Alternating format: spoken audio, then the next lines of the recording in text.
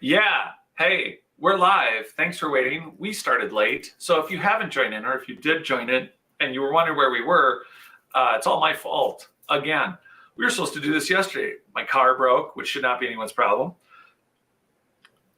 And through other clandestine organization ways, or just the fact that I need to defrag my computer, I had to reboot shortly before we started. So tonight we have a guest, and it's not just Jim and I again. And it's not Wayne from UFO Sightings. It is Nikkianna Jones. How are you? I'm good. How are you? It's great. This is the first time you've ever been on something I've done. I've always been on your show. That's true. We Jim, should come on my show again soon. But yeah, so I'm trying to share this link out with people right now, but then it keeps on wanting to be noisy, my phone. So I'm just gonna put it on Twitter real quick, just because that's a good thing to do. And then yeah. Anyway, so weird the reverb. It's so fun listening to her again. Jim, have you been on with Nikki before or no? No. I've seen you in some podcasts and whatever, but I haven't been on her show. Okay, cool. Well, yeah, I mean, I would like to have you on my show at some point and talk all about all the UFO kind of stuff. I love all that and all the planes. I would be delighted. Just let me know, and I'll be there. Now I have Wednesdays at it's going to be 4 p.m. my time, because Arizona doesn't go to daylight savings time, so I don't have to worry about. I love that about Arizona. The whole world needs to do that. So I'll be West Coast time, so I'm 3 hours difference from I call them Curly and Larry. I'm Mo, and it's Anthony, and then Ron Mason and myself are on Wednesday nights, and Thursday nights I'm on with Jared on Not Aliens. And the rest of the time, I just sort of, someone needs a talking head, and their person canceled out or whatever. Just give me a buzz, and I'll be there. And hi, Tyler. How's it going, Tyler? Yeah. Wow, so it says the thing on the thing. That's awesome. Yeah. Okay. Yeah, so you can click. I mean, for everyone watching, we are doing some promo of StreamYard, and it's so fun to be able to watch all the stream live, be able to hide and show, and the management ability. I mean, I'll tell you, I thought, I know the headache of Zoom, and I'm going to deal with it because I feel like Zoom had a lot of abilities, and then StreamYard just has, oh man, your whole life could be another, just so much easier. But yeah, for everyone that's joining us, and for those that will watch this in the future, I suppose now's a good time for you to talk about your channel quick and kind of say how you got into this and what you do. And then we'll talk about other stuff. My channel's called Nikkianna Jones. My name's not Nikkianna, it's Nikki. But it's kind of like Indiana Jones, like haha. But anyway, my channel's about, I don't know, it's called Exploring the Fringe, and I have people from stuff about consciousness to astrologers, but mainly my main thing that I am obsessed with is megaliths. I'm in ancient history, and basically I would say kind of alternative ancient history, which is how me and Jared actually connected and why I had him on. And I love your book, and I love all things that don't add up about the story we've been fed about our ancient history. And so I tend to have people on most frequently that have taken some sort of aspect of that and dug into that a little bit further. So yeah, well, you also do field work. Don't be shy. Yes, I do. I actually travel all over the place and do a bunch of stuff. I post less about that because I don't know why, but it's because right now it's easier to interview people, I guess, than it is to sit down and present all my stuff that I actually do. But yeah, I mean, I'm in writing a book right now, and I'm working on a database with a couple of other people, and we're trying to basically we're basically trying to showcase how there are features, like we're calling them hallmarks, that are found, like nubs, there's pinch marks, like the actual size of the megalithic stones, like polygonal, like there's a whole handful of like 50 something features that we find that can be found globally. And so we're trying to put that in an actual database where you can start making correlations that you maybe otherwise wouldn't have been able to do just by, connoisseur remembering, oh yeah, that there's a nub on in Egypt and in Peru. Interesting. Moving on. Yeah. This would be like better to have it all down on paper in one spot.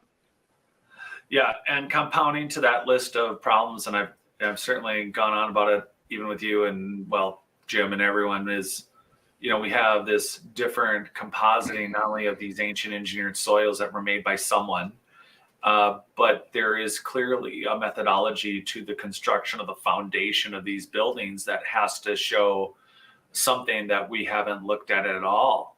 And the methods for testing or adding into the methodology of the database of, hey, this site was built with stones that were up to 1,000 miles away, that were up to 3 miles above or below sea level and came across multiple mountains, or, are made out of these, it's like, there's so many elements to ancient advanced construction that are, again, always overlooked, or, oh, that's interesting. Ooh, golden monkey. And, I think the first time I think I talked publicly about the lichen that's found on a lot of these stones was maybe with you, but I still have one of my intentions at some point would be to, like, I just think that there's a higher percentage, or at least a very strong percentage, of a lot of the places of oddity, whether it's natural or claimed to be natural, or like an actual megalithic site. They tend to have a very large concentration of lichen compared to just randomly walking in the woods. And I kind of wonder what that's about. Like, for example, Stonehenge has like 99 different kinds of lichen and moss on it. And there's species that only exist on those stones that don't exist somewhere else. And they're warm to the touch, the stones that they use there. It's like from the Pericles or Pura. I can't remember. Pyrenees, wasn't it? The Pyrenees Mount, is it? That sounds like a dog's name. No, Pyrenees Mountains. They're real. But are you referring to mountains, or are you referring I'm referring to the blue stone that Stonehenge is actually made of, the actual stones. They're from a range, starts with a P. I don't know. Like, my brain can't like read the word in my head right now. So but the Sarsen stones, particular type of stone of origin, the silicrete that they're made out of? Yeah, and I wonder why, after why it's conducive to the amount of lichen that it is, which is something I don't know. Basically, it may be nothing, but it also may be something of interest, because like there could be one of the big features of megalithics that I am most fascinated with is the nub theory, right?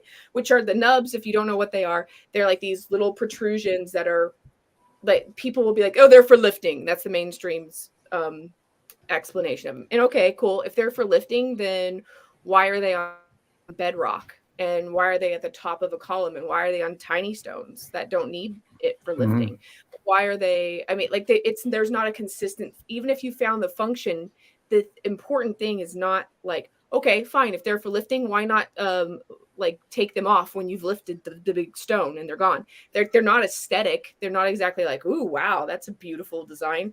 They're just some like weird little protrusion that sticks out from an otherwise smooth stone.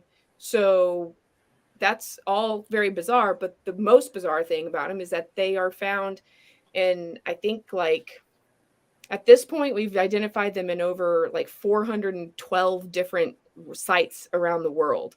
And probably, I think, at least like 200 something countries have like an ancient ruin with some facet of a nub on them. They're all over like Greek and Roman ruins. They're all over Egypt. They're all over Peru.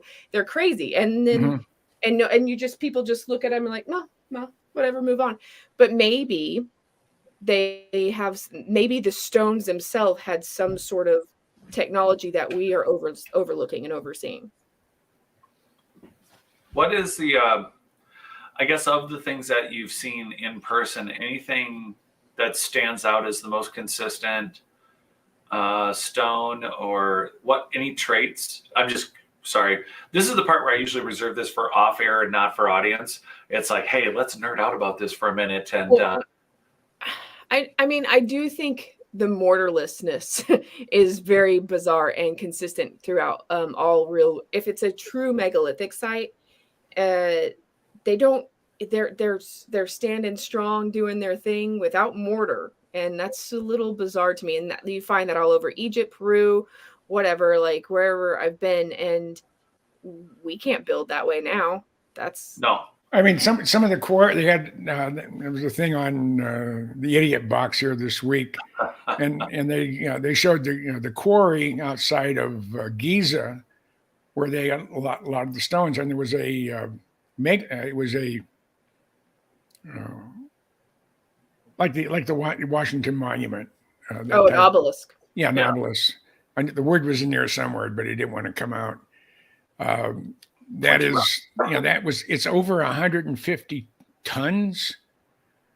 Oh, that's the unfinished obelisk Right. in Aswan quarry, which is actually like way hell down south in Egypt, that they would have had to travel like halfway up. The entire Well, way of Jim, Egypt to it's, get to Giza. It looks- over 1,000. It's over 1,000 tons.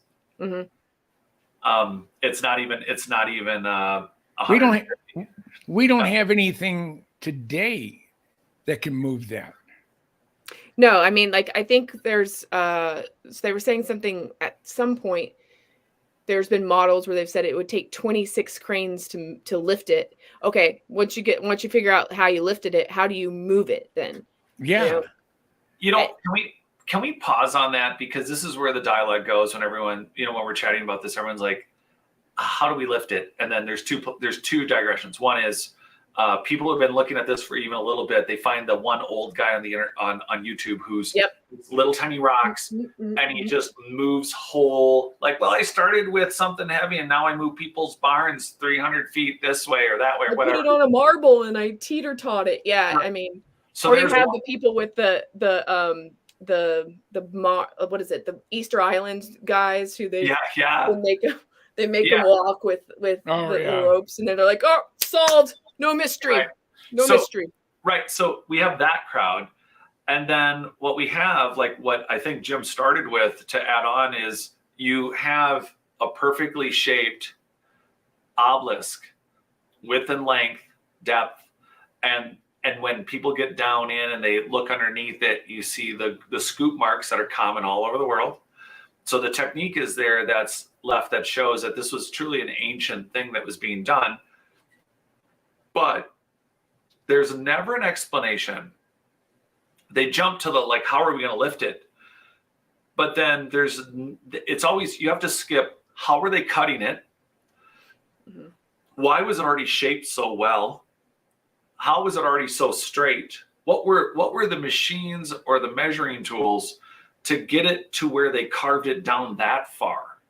There's never, it's like, well, we don't know the tools. It's like, no, there's rough cutting tools, there's medium, and then there's fine and ultra fine finishing tools. So how far along were they willing to complete the process of that obelisk before they even knocked it all the way out of the ground? Like, how far was that finishing before they did, decide to lift it? So there's what kind of cranes, and then why were they so confident they could finish it as well as they were before they even got it all the way out?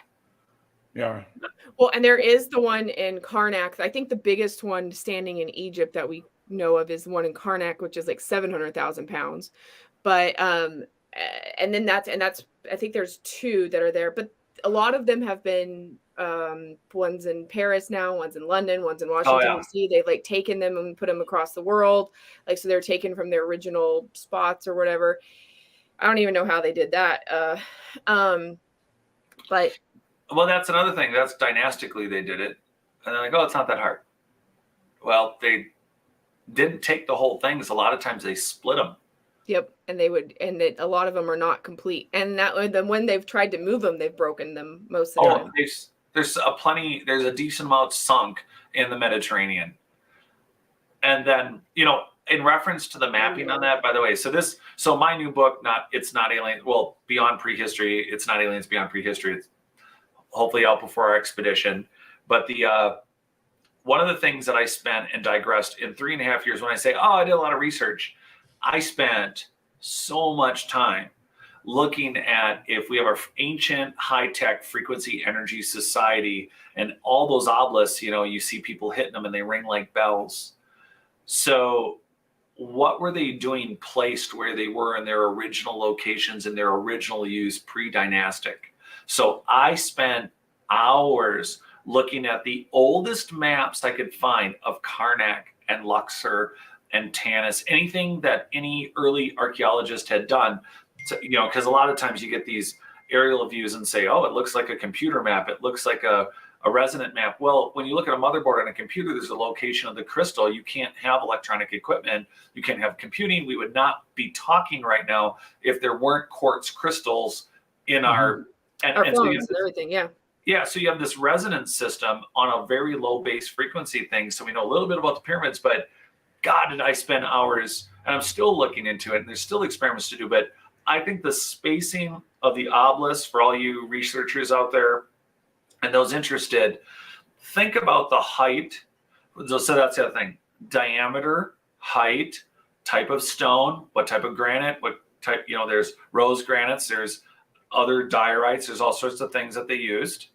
But where those obelisks were located in reference to where they were taken from, I think, and all those dimensions, I think, matter to however they resonated and whatever they were doing, whatever their true purposes were.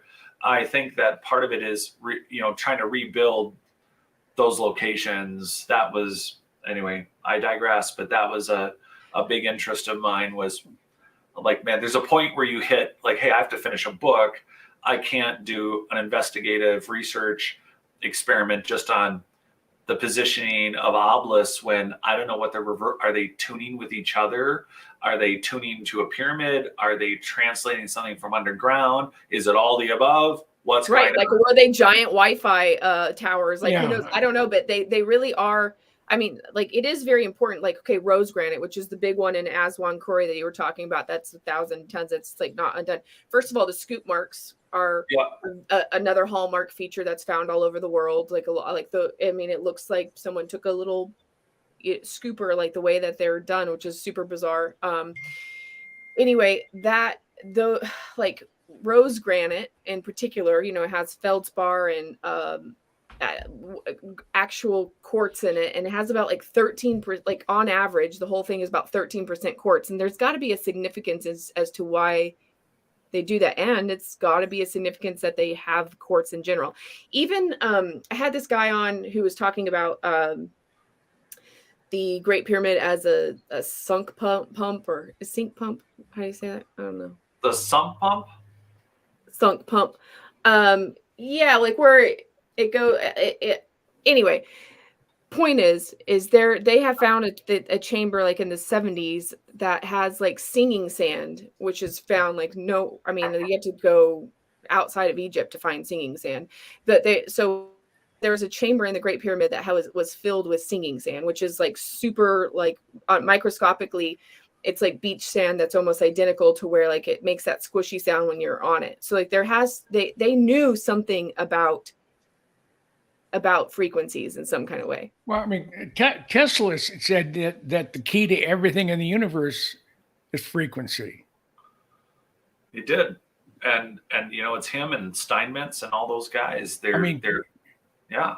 If you were to get somehow this 100,000 ton rock, if you were to hit it with a certain type of crystal, maybe it becomes weightless.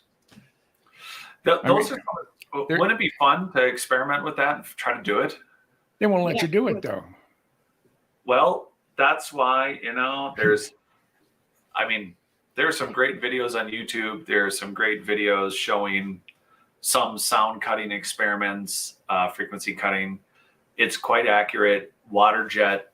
I mean, there's cutting, shaping, polishing, and then there's a scale to these buildings and these constructions where it's like, okay, well, we're not going to float a ping pong ball. Let's see if we can frequency and energize. Like Yusuf Ayawan had that video of them experimenting and showing the experiments of the limestone diorite granite little mini tower of Yeah. it, and they were doing what? It was like 700,000 volts through it, something like that. It And was showing crazy. the conductive nature of the stones, like what and how they each work differently. Yeah, I saw that one. Yeah, Or there's I the got seismic plates where you put the different sand on them, and then the you cymatic. the Yeah, somatic stuff. Yeah, you might could.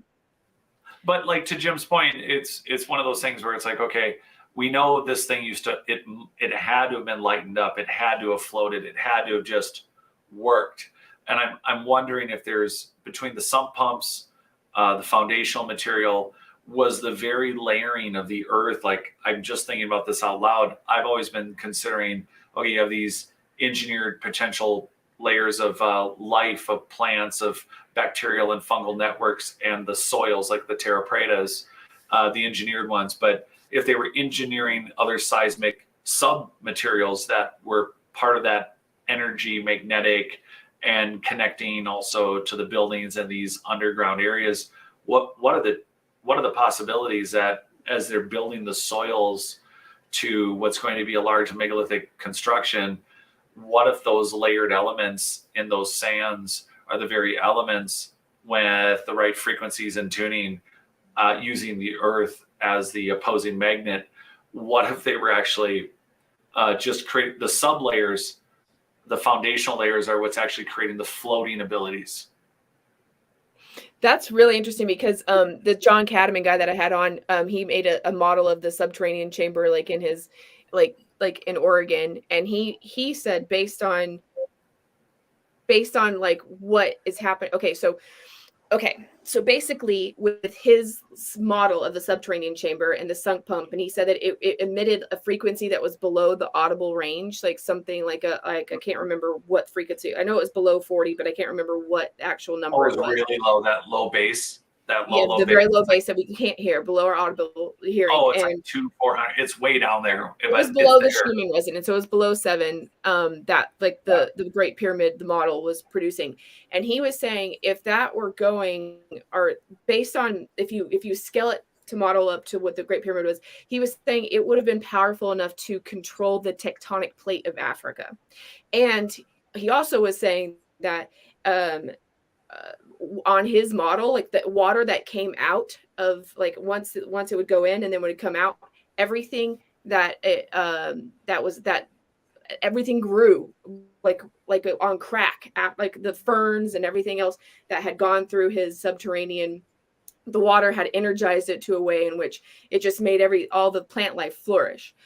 So maybe that's a greening the desert kind of thing. I'm also just thinking out loud here too, but there is petrified wood all over Egypt, by the way. Just so you know. All of Northern Africa, they used to say it was so long ago for a jungle, but even when I was wrapping up my original book in the last few years, the model, they said, well, it was 15,000 years ago. Then, for a long time, it was 30,000 years ago that there was a rainforest in Northern Africa. And then they had revised models based on lakes. And I have a few model maps in my book. And one of them was to show the Great Lakes that were in Northern Africa. They were stunning. They were huge. They were massive. We're talking Great Lake size stuff. And they clearly show now really vast forests, even as early as 5,500 years ago. So we're not looking at Egypt correctly in its scale and size, and we're also not looking underground like you said, or like Muhammad Ibrahim said. It's like there's 90% of the ruins that are underground are not because they're buried in sand. They're underground because they're tunnel systems and they're underground living systems that it's great spanses over miles, over Giza plateaus and wherever, that are showing this is a society that was connected not just above ground but underground. And whether they were just living or using it as utility, what are we doing with a system where I theorize that Mount Toba went off because whatever society was fighting, they just neglected the pyramid technology, or they neglected the global frequency energy technology instead of agitating the lava back to a calmer state. I think Toba went off because maybe one of these machines, I can't imagine it was just like a Chernobyl meltdown or a Jersey, you know what I mean? Like, it's just like suddenly they're making sure that the larger systems within the plant, I think they were very hyperspatially aware. They weren't just worried about whether or not they're going to make it to the job and back for 40 hours a week or how their society was going to live. I think they were concerned with planetary disasters, internal, external, and above, and cosmic and galactic and universal. I think they had their eyes on it, and then something still went wrong. Yeah, but I kind of always think that, I don't know. I think that we had a giant war to end all wars at some point. Like, I'm more in line with like the Indian Vedas than I am with the Younger Dryas impact theory. I mean, I'll entertain anything, but I'm just saying, like, I don't know that it was a natural disaster. I kind of feel like they killed themselves. Well, right. So is it like one side of the, tastes great, less filling, whatever, was it between here and Mars? Was it between here and external bases? Was it a societal thing? Whatever went down, suddenly someone drops the ball, and the net result wasn't Mount Toba going off because it was, it's not like in an Asimov way, somebody pointed a nuclear energy weapon back into the planet to mess it all up forever. But what if it was, again, just this conflict that caused one energy station to be out of sync, out of tune, not able to function, and now we end up with a super volcano going off in the midst of a internal conflict between a human race that none of it to me looks good. We're not supposed to be going down the doom and gloom. I don't know. Is this too dark? Okay, but yeah. So like back to the engineered soil, the terra preta, because like some people find that to be like, when you tell them that, well, there's a potentiality that the entire Amazon basin is basically like a garden, like a planted. Totally. Yeah, totally. Yeah, they get like, you're crazy now. Now you're crazy. Now it's crazy town. Don't talk to me. So the giant botanical, it's a giant botanical conservatory, and it just, that's what happens when no one gardens. You lose whole continents. Right. And what now what's going to happen, because it's happening right now, the poles are shifting. They're in the process of moving. They're saying that the iron core in the center of our Earth is going to stop rotating, and then I think it's going to go the other direction. Does this every 6,000 years or thereabouts? And there's also some reports that the rift in Africa, in Ethiopia. Oh yeah, I saw that. Yeah. That is, they're saying that's going to be open to the ocean probably in a couple of lifetimes. The ground is moving so rapidly, and why is it doing that? Well, that's what makes me think that instead of the tectonic plate theory, I think we might be living on an expanding and shrinking Earth. And I don't know if the Earth is an iron core in the center. Like this, like we don't. I mean, I know that that's like way wow out there, but honestly, you're looking at a diameter of 25,000 miles, and we've only ever dug. Between 43,000, 43 or 47,000 feet. Was that hole that the Russians closed up because it scared the hell out of them for some reason, and they put a cap on it, and they won't say why they stopped drilling. Well, even the Mariana Trench is only, I think, 37,000. Yeah. But I mean, if you take the fraction of 25,000 miles versus, I mean, we make assumptions on what we're living on, that, and I do find that, like most volcanoes are on fault lines, and maybe it's something more of friction than it is of I don't know. I'm just open to other ideas of what we're living on and how it's actually formed. I know what's been told to me my whole life about it. I mean, because I was also a geology major, and I was like super I'm obsessed with rocks and stuff, but I just don't think we have the full story on the system, how it goes. And with the pole flips, I used to think that they would do these 180 things, but apparently now it looks like it's more just like a 90-degree turn and stuff. And I don't know. I really do think I think the earth expands and contracts. And then there's a lot of underwater underneath the oceans that we know of too. Like so I don't really know what's exactly going on here, but What's going to happen to all the creatures that depend on their internal magnet or their internal compass to find their way back to where they're from, where they were born? Migratory routes. That's a lot of it's done. We don't know, how and why they can find, the place that they were born in 2 years or 10 years after yeah. the fact. Same goes for say your salmon runs. How do they know if you were born in this estuary or this river or whatever, and then you go out for 5 years out in the Pacific or the Atlantic, and you come back, and these they've clipped their fins so they're identifiable, without putting a tag on them. It's kind of hard unless they're something big like a shark. But my God, I mean, these things are coming back against all odds. How did they know where to go? Well, that's what makes me really get more into the morphogenetic field in terms of, like how does a stem cell know to become like the cell that becomes your eyebrow or your elbow or your whatever? I mean, if it's all like from the same, if you started out as an embryo and then, you divide and you divide and you divide and divide, like how does individual cells, if they come from the same source, like how do they decide? And then, like that Rupert Sheldrake does a lot of work into, he started with plants and then it like went into the human, like a morphogenetic field. I think that maybe there is a whole other system of language that maybe plants and animals can see and communicate with that we can't. Like, and a lot of times people are saying, oh, it's in their DNA. The monarch butterflies, like they do this migratory path and some of them die here and there. And maybe it is, but like, I mean, there's always panaceas for everything. It's like, oh, it's let's just throw this word at it and and it cures all of the things.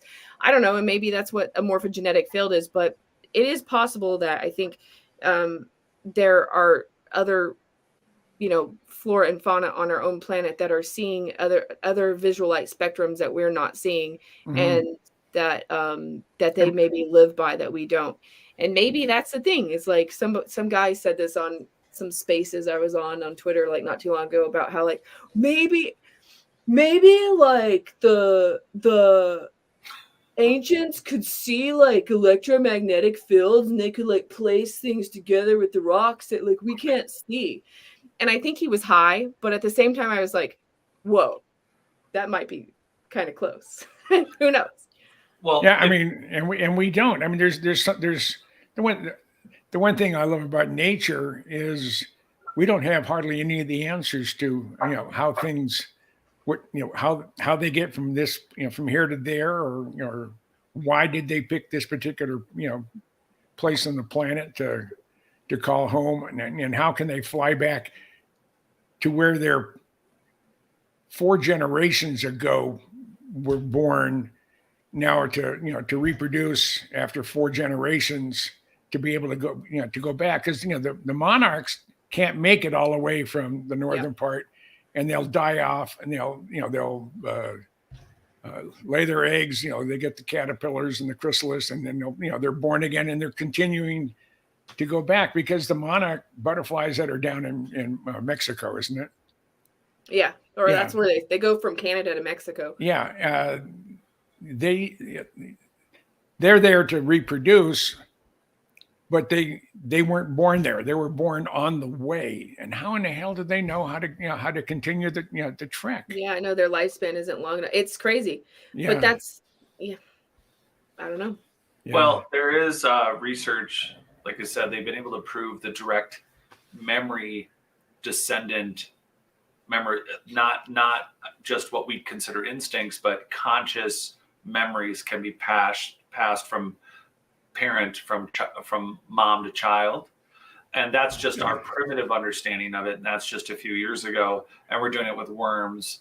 But the reality is we all have experienced either genetic memories or we know things or we have an instinct. Everyone acknowledges instinct, right? Right. However, They don't want, they're like scared of a snake, and there's a reason why. Like, even if no one's ever told you to be scared of a snake, you see a snake, you're like, whoa. why do most of us start walking and then run up basement steps?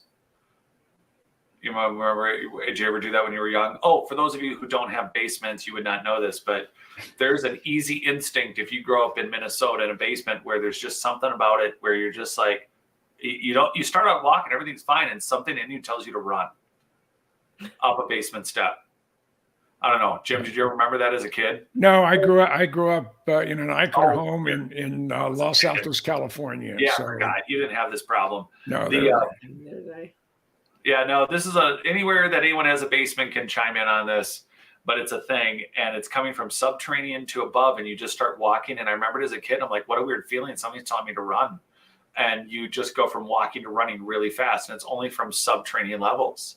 And it wasn't just me, but on your point, I think one of the very uneasy, now I'm going to be wacky and out there for a minute, it's only because it's so uncomfortable, is that if you have an entire planet using low frequencies to agitate or control, our theory of tectonic plating, of magma flows, of the pressure cooker of our internal innards of our planet, which, like Nikki said, we don't actually know what the center is.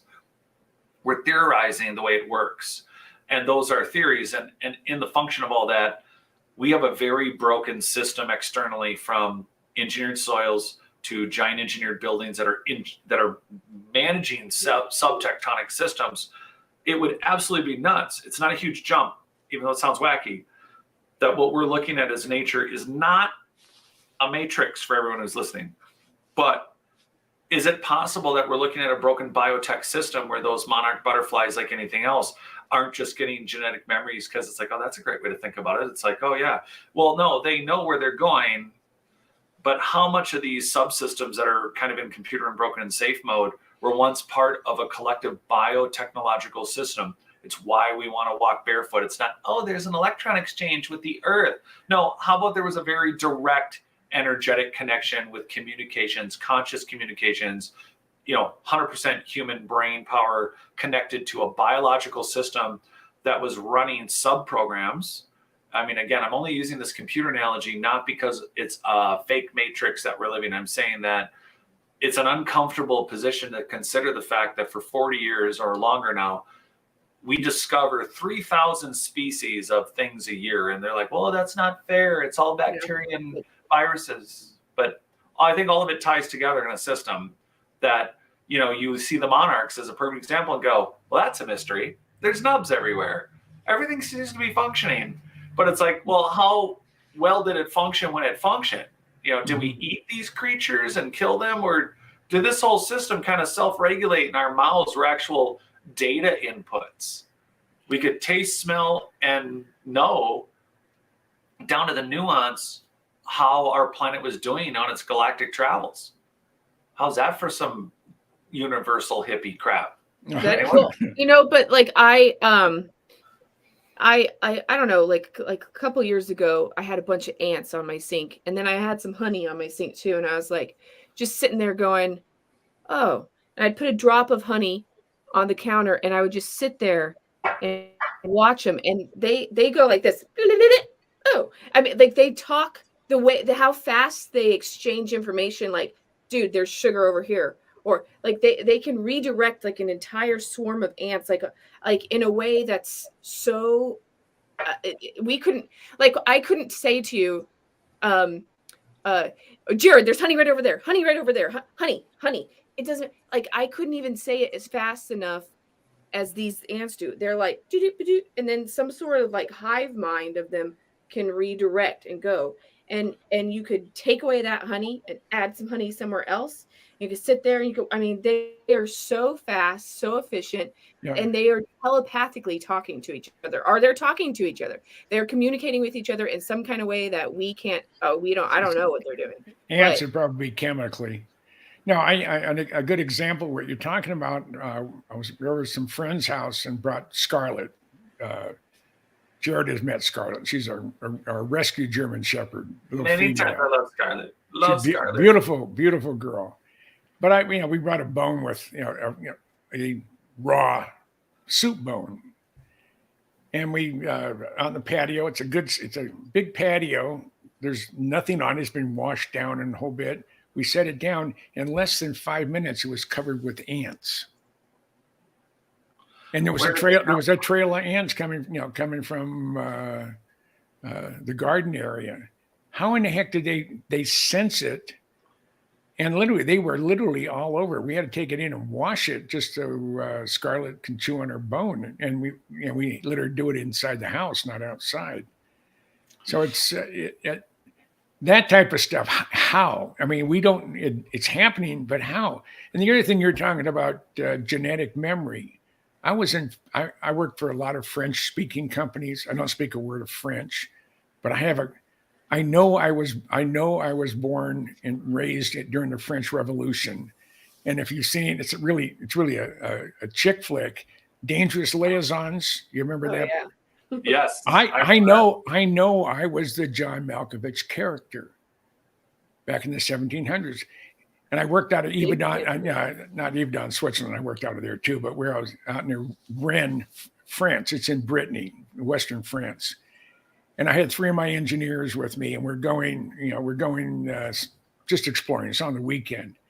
And we were all getting hungry. And I said, well, I know that if you go down about 2 more blocks, we're in a town I've never been in my life, a village. And you take a left, and you go down about another block and a half. Right in the corner is a delicatessen. I don't know how I knew that. And we drove to it, and sure enough, there is a delicatessen. And I had, years ago, I met a lady, she's from Dresden, at the time, East Germany. And she said she was born a witch. And she said, I have an old soul. I've been around a lot of times. I said, well, when am I going to retire my old soul? And said, when you get it right, whatever that may be. But I've had a sense that that I lived during the French Revolution in France, and I've had that feeling forever. I've also, for 7 years before it happened, I was telling my first wife that I'm going to be in San Francisco during a major earthquake. It's a full moon. And I have family in the Bay Area. My mom was born and raised in the East Bay, and I grew up in Los Altos Mountain View area. I don't go to San Francisco to stay. It's expensive. And why should I pay for something when I can stay with a friend or be where I can always drive to the city for the day or the evening. And I told Shelley, my first wife, I'm going to be in San Francisco during a major earthquake. And I described it to her. And when it hit, I managed to go down the peninsula. We didn't know how bad it was because everything lost power except for a very small section of I think it was Palo Alto. Was this the one like in '89 or something? Yeah, the Loma Prieta earthquake. And I had told her about it, and she was absolutely freaked out because I had been talking about it for 7 years. I described everything around. And shooting the stuff that was shown on TV was what I was talking about. The other thing that I had a vision or a dream for over 10 years that 2 large wide-body aircraft crashed into the World Trade Center and the Pentagon. And it was so outrageous, I didn't tell anybody.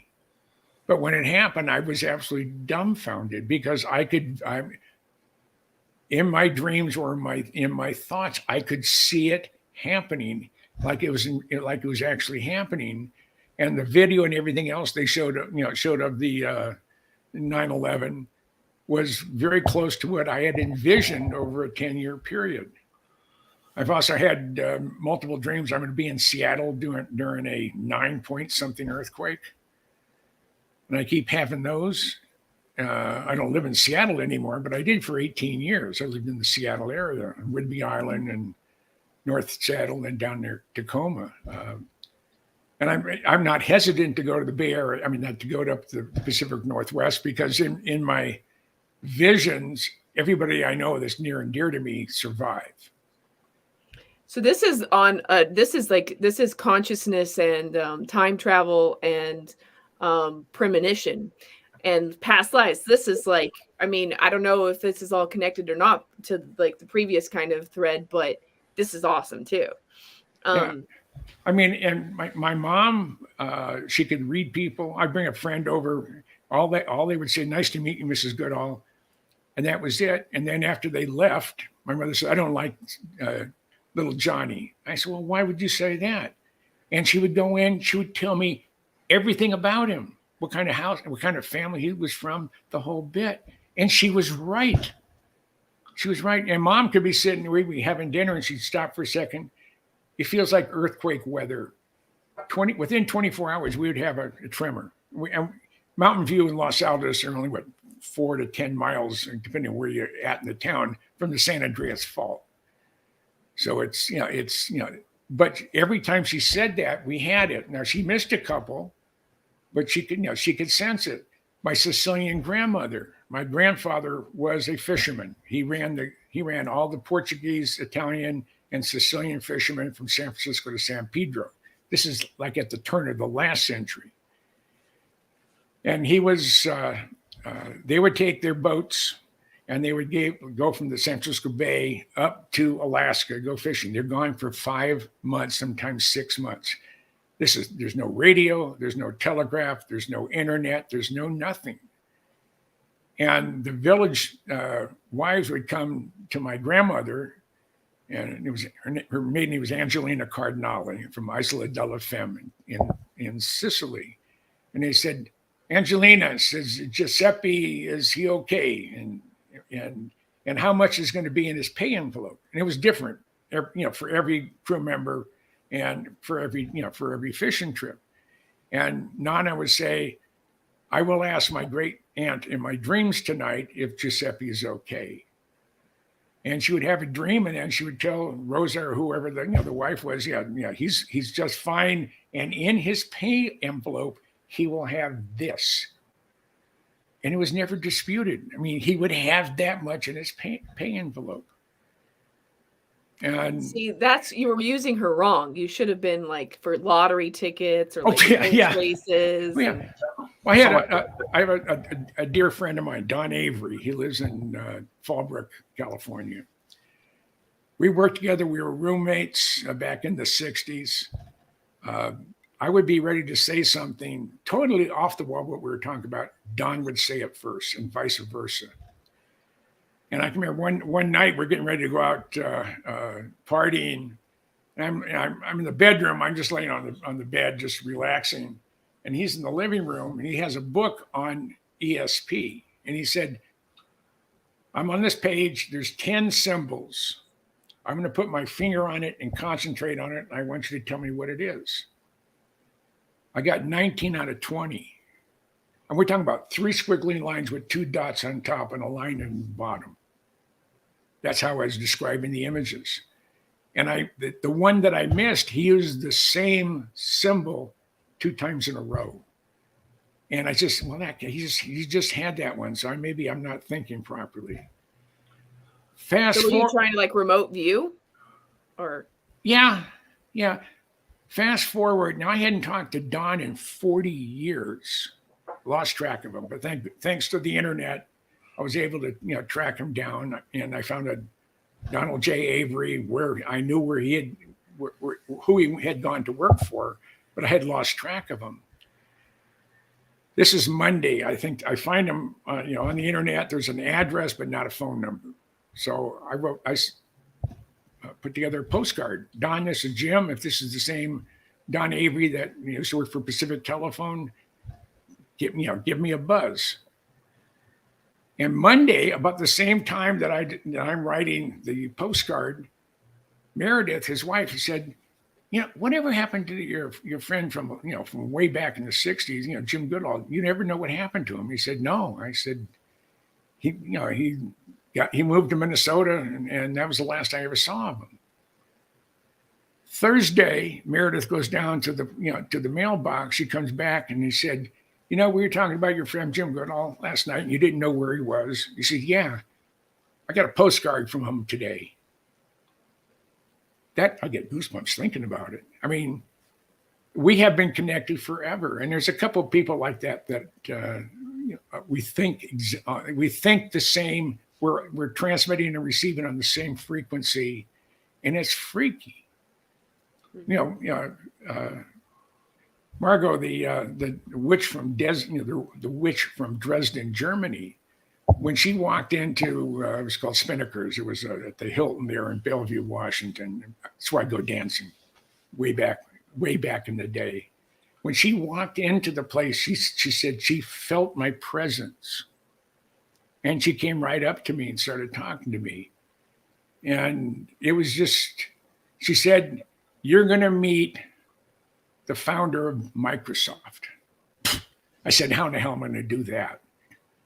Now, this is 1981, 82 when I meet Margot. Fast forward 2011, I'm the curator at the Pacific Aviation Museum in Pearl Harbor. My cell phone goes off as my boss. He said, "You on the island?" And I said, "Yeah, I'm in 37. He said, "Come over here to Hangar 79. I want you to meet somebody." So I walking in there, and there's Ken talking to guy. Guy has his back to me. Nothing important. I mean, just polo shirt, Dockers, and loafers. Turns around, it's Paul Allen. I spent the day with Paul Allen. I gave him a tour of the museum, then I took him over to the Missouri and gave him a complete tour of the USS Missouri. And it was just, I'm thinking to myself, now, Margaret told me, 20 years ago or more that I was going to meet the founder or one of the founders of Microsoft. And it was Bill Gates and Paul Allen. And I did. And it was just weird. And I said, I didn't know if I'd ever get a chance to thank you for something you did. And so what was that? He said, for producing and creating Lightning in a Bottle of all the blues singers that he had. It was a 90-minute special. He probably spent $500,000 or $600,000 getting everybody in there for one performance. I mean, all the top blues people were there, everybody. And I said, I never thought I'd have a chance to thank you in person. And I did. And so it was, I've had a number of instances like that. I just want to have a good memory, not all the time, but most of the time. And I never forget a face. I run into people I haven't, maybe I knew when I was a kid. I said, I know you from somewhere. I'm sitting down and I'm at a B&B with the fraud that I was married to there on Whidbey Island. Yeah. I named to my ex-wives. One's the Antichrist, one's the fraud. And my first wife and I'm very close to. She's like my sister. We were married 20 years, and we lost 2 boys, and the marriage couldn't survive that. We've always stayed close, and she's a good mom.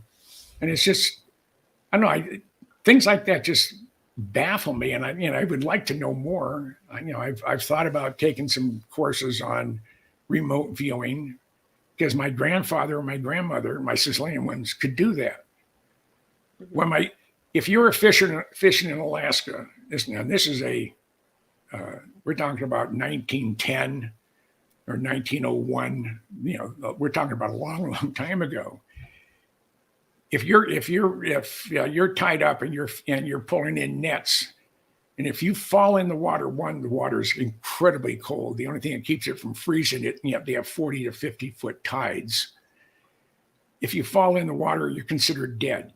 The currents are so strong that the boat wouldn't be able to catch up and get to you before you died of hypothermia. And Nana woke up at the middle of the night screaming, says, "Oh my God, Papa fell overboard, Papa fell overboard." And all 5 of her kids come running into the bedroom. Well, what's wrong? I said, "Papa fell over." And then she stops and says, "But he's okay. I could see he got his foot caught in the net, and they were able to pull him back in." It was 2.5 months before he came home and said, "Hey, you almost lost me." She said, "I know. It happened on this day at this time." She marked it on her calendar. All the village. This is Pittsburgh, California. It's a garbage little town on the San Joaquin Sacramento River Delta.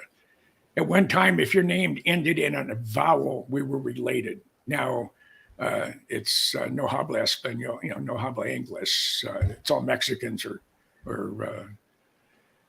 all the Sicilians and Italians have moved out to to brighter, to greener pastures in the town. For the first time in my life, when my cousin Cookie died, I'm not related to anybody in Pittsburgh, California anymore.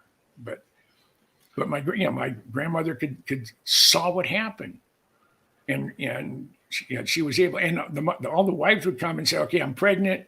What I'm going to have? What I'm going to have?" Said, "You're going to have." And Nana would tell her the next day after she talked to her great aunt in her dreams, "You're going to have twins, a boy and a girl, or whatever." And she was always right. So I think somewhere in the back of my head, I have that capability. In all the years I've been on the planet, I haven't really tried to pull it out or refine it or make it stronger. But it is a strange feeling when you meet someone for the first time. When I met Jared for the very first time, it was like I'd known him forever. I have a buddy of mine named Rocky who lives in Fallbrook, across the way from my friend Don, who is his neighbor. When I met Rocky, I said, "It's like I'm meeting an old friend for the very first time." It was, and I know thousands of people, but I only have just a small group of people I consider my friends. And you get fewer and fewer as you get older, and I'm really old, so I'm not. You got a long way to go, Jim. Yeah, well, in my heart, I'm either 12 or 35. It's usually the 12 to 15 year age group that I wander in. But I've been around for a long time, and in 17 days, I hit 78. Holy crap! I guess first, are we? Wait, I don't know where that puts us. Does that put us all together, giving you a birthday cake? No, it was just the fact that I don't know how I got here so fast. I mean, in my head, it's still the 90s, early 90s. Right. Not in the 2000s. Sure in hell not in 2023, but I'm here. Right. Right. Yeah, I don't know either. I'm 40 and I still feel like I'm 22. Like I don't act my age. I never have. I mean, when I was living in Hawaii, of course, back then weed wasn't legal. And I had my pinchy. I can walk down Kalakaua, the main drag there in Waikiki, smoking weed. People going, they're looking, but they're not looking at me. Well, it can't be him. He's a white-haired guy. He can't be a pothead. Surprise! I got for those that don't know, I started for a long, over 20 years of historical remodeling, and I'm on one of the most intact avenues in our country, which is St. Paul, Minnesota. And I'm working at a building which had neighbors on either side, and this building was one of the oldest things ever built on Summit Avenue. And there are neighbors. One is in the F. Scott Fitzgerald row houses, which, for those that don't know, the author of The Great Gatsby and one of our great American authors, he moved up and down and all around St. Paul. And a lot of what he wrote about was because he lived on Summit Avenue. And that's exactly the kind of thing you would expect out of The Great Gatsby. But that's an incredible neighborhood, by the way. It really is. Yeah. And I couldn't believe I'm, developing and remodeling and designing things and working with the Historical Society. And there was a mansion on the right of the property, and two separate stories. One, and I'm sad I don't know this because I meet a man who was an OBGYN and retired after 30 something years. And his name was Harold Adams. And I asked him, well, Harold, he goes, well, he lived on the very end unit in the F. Scott Fitzgerald row houses. And he was like, well, I said, how many babies you delivered? And he goes, 30,000, 33,000, not sure. Now, when I met him, he was 83, I think, or 84. And he had retired, went to art school at McAllister College. And I noticed a very large, modern, mid-century oil painting. And he said, well, I retired and I really always wanted to oil paint. And I come to find that for 14 years since his retirement, he had become an internationally renowned oil painter with art hanging in the Wiseman, the Mayo Clinics, and all over the world. And he was sought after. And here he was, I think he was 86. And I haven't thought about this in a while. What I never forget is he could have retired successful. You know, he had a career, had a life. But the input that I always thought was fascinating was this man also had this other desire to paint, but no one plans to be famous. No one plans to like be really recognized for their work. But the point was he pursued and continued to learn. And he had almost spent what some people would consider a lifetime career. He could have, he saved lives. I asked him about that. And he loved his career as an OBGYN, but here he is as this very famous oil painter, and he's not stopping. And on the other side, there was a man who had been married for over 35 years. He had one of the first television shows in our country towards the East Coast. He had done kind of an Elmo's birthday hour. And when I met him, Elmo was 91. And that was his friend, his name for his friends. And when I met him, he was 91. And he and his wife had been married at this point for over 30 years. But his first wife, and most people, and Jim can speak to this one, success in marriage. And Elmo had been married and had kids and his, over 30 years, and his wife ultimately dies of cancer, but they have over almost 3.5 decades together. And when he was now running one of Minneapolis's St. Paul's premier hospitals as the head of the hospital, he meets his wife when he was in his early 50s, and he ends up married. And when I met him at 91, he was still designing, drawing, mowing the lawn, would have me over for lunch, and had been married again for, at that point, another 35 years. Wow. And so when I think to myself, is Jim getting old? No. I think, well, he still has world-renowned painter, pick another career. You got like 20, 30, 40, 50 years. The world's oldest person just died, Jim. She was 128. Wow. Just died in South Africa. So, boy, you got 50 years of pressure for me to put on you. I had, when I was growing up, I was a juvenile delinquent, and I had to go into service on my 17th birthday or go to juvenile hall as an incorrigible youth. And the one thing I hated to do is write, do anything to do with books. There's some of my 29 titles right there. And you don't make any money at all writing books, but it's opened a lot of doors. I mean, I've had a chance to go 400 feet deep in a ballistic missile submarine with 100 hydrogen bombs on board. It was an Ohio boat. I acquired a Blackbird, which would be this one right up here, right there. What do you mean acquired it?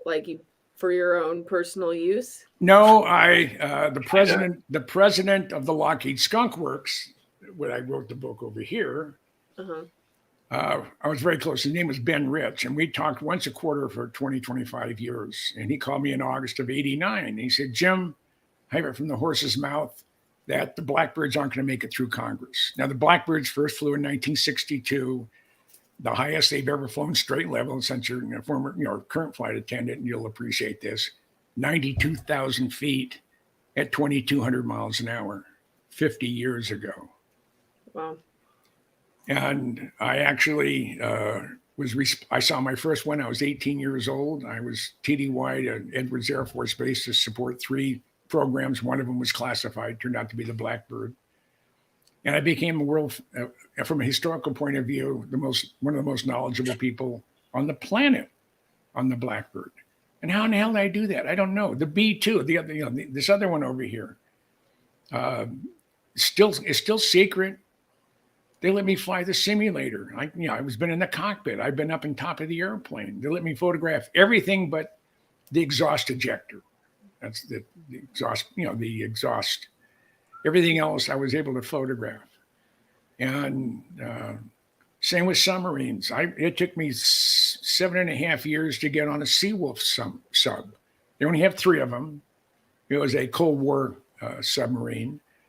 And I have friends of mine in the submarine, in the submarine service said, how in the heck did you get a camera on the USS Connecticut, which is the second Seawolf boat? I said, I asked, and I pushed it and pushed it and pushed it. And it took me 7.5 years, and I did it.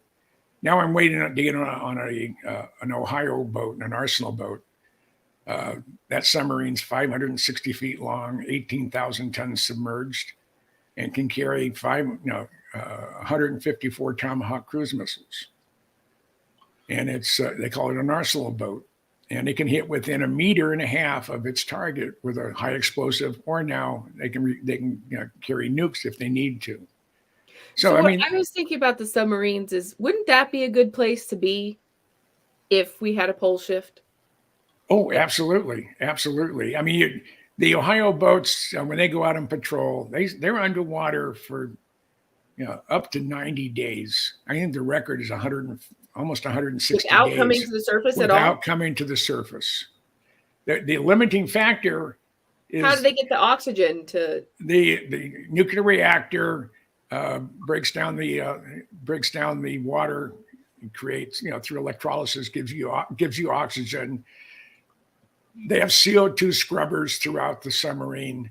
You cannot, the guys who've been on the sub and they come in after patrol, they call them stinkies because you're not allowed to wear or use deodorant.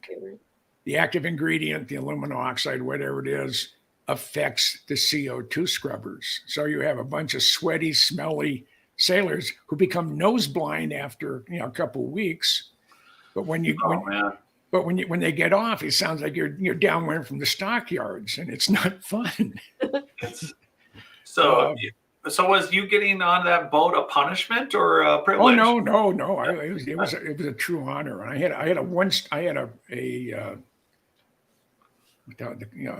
come on, my mind just, for some reason, my mind isn't working today. Commodore, 1-star admiral.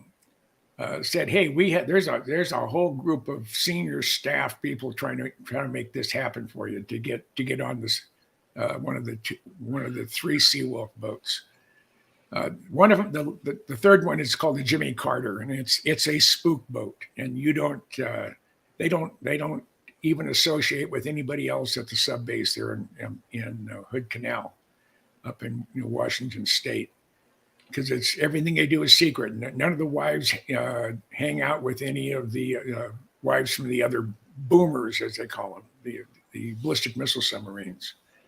So how many submarines, roughly? I mean, do you think they have at any one time underneath the water active?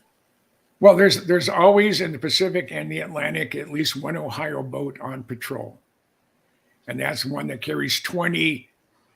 Intercontinental ballistic submarine launched ballistic missiles, and each one carries up to 4 quarter-megaton hydrogen bombs, and they can hit within 1 meter to 1.5 meters of where they want to hit.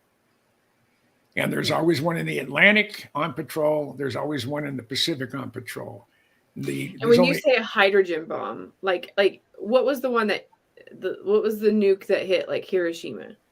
That was 18 kilotons. These are 275 kiloton. They're a quarter-megaton nuclear weapon. It's the equivalent of 250,000 tons of TNT. So a lot bigger bang. Oh yes, yeah, and it's just.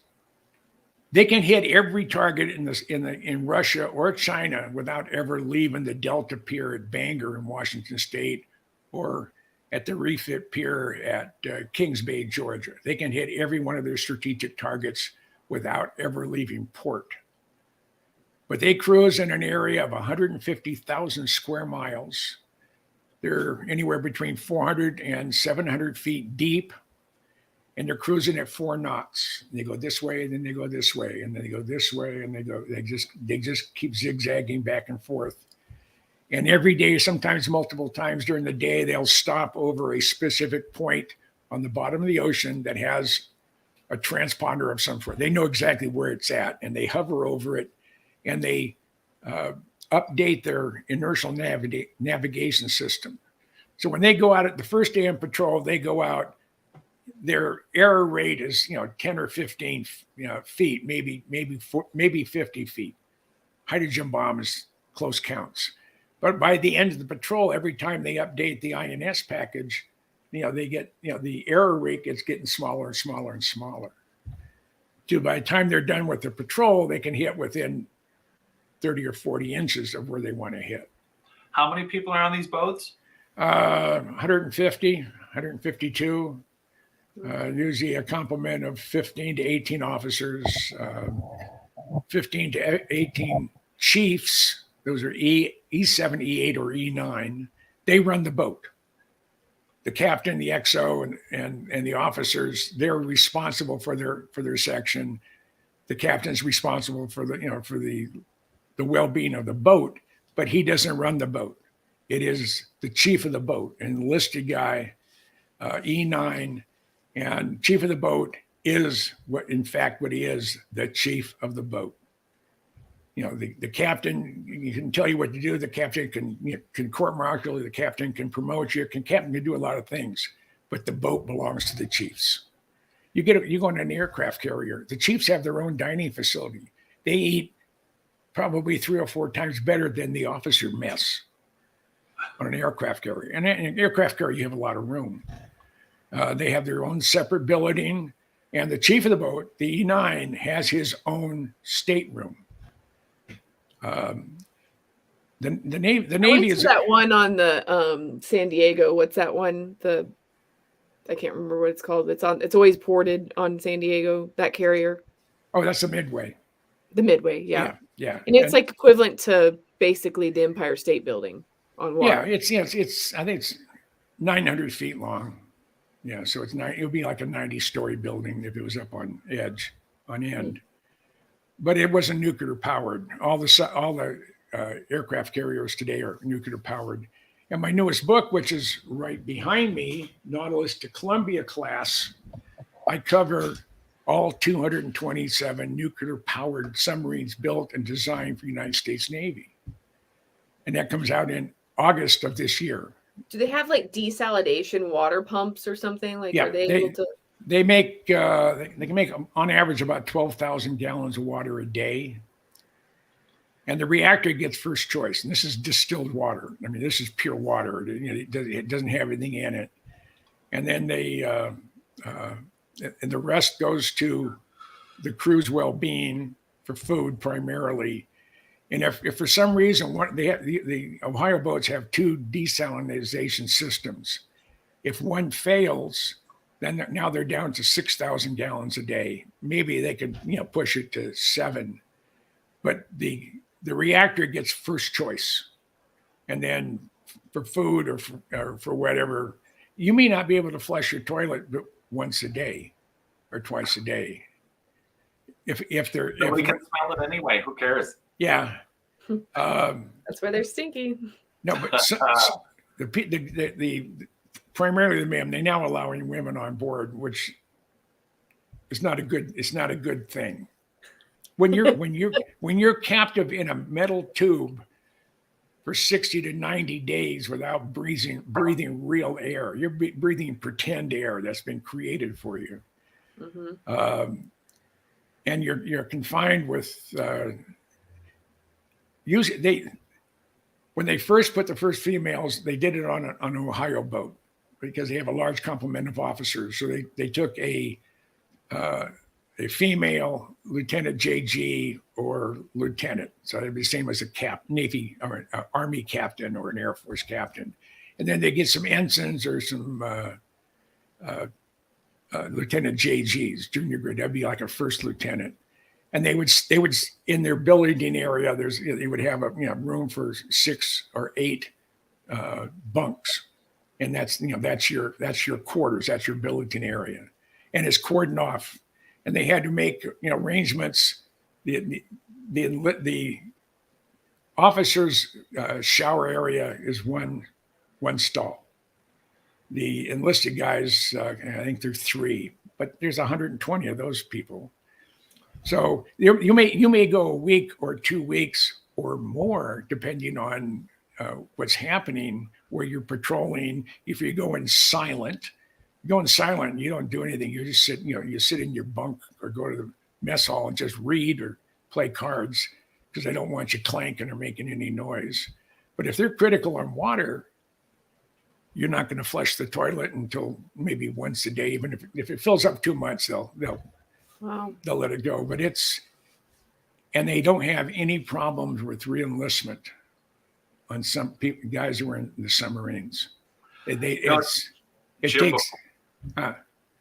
Jim, before I forget, there are some people asking, I think it's a good question, of the people you've talked and for people out there, for Jim to get on these boats, these people are under active duty. They can't reveal any secrets, right? Correct. But the questions are coming in about underwater life. I mean, I'm not saying the giant squid, but underwater ruins. Is there anything that anyone on any of these boats chose or did reveal about, hey, we saw some weird things? Or there Yes. Yeah. The USS Hampton, I'm not sure the SSN number.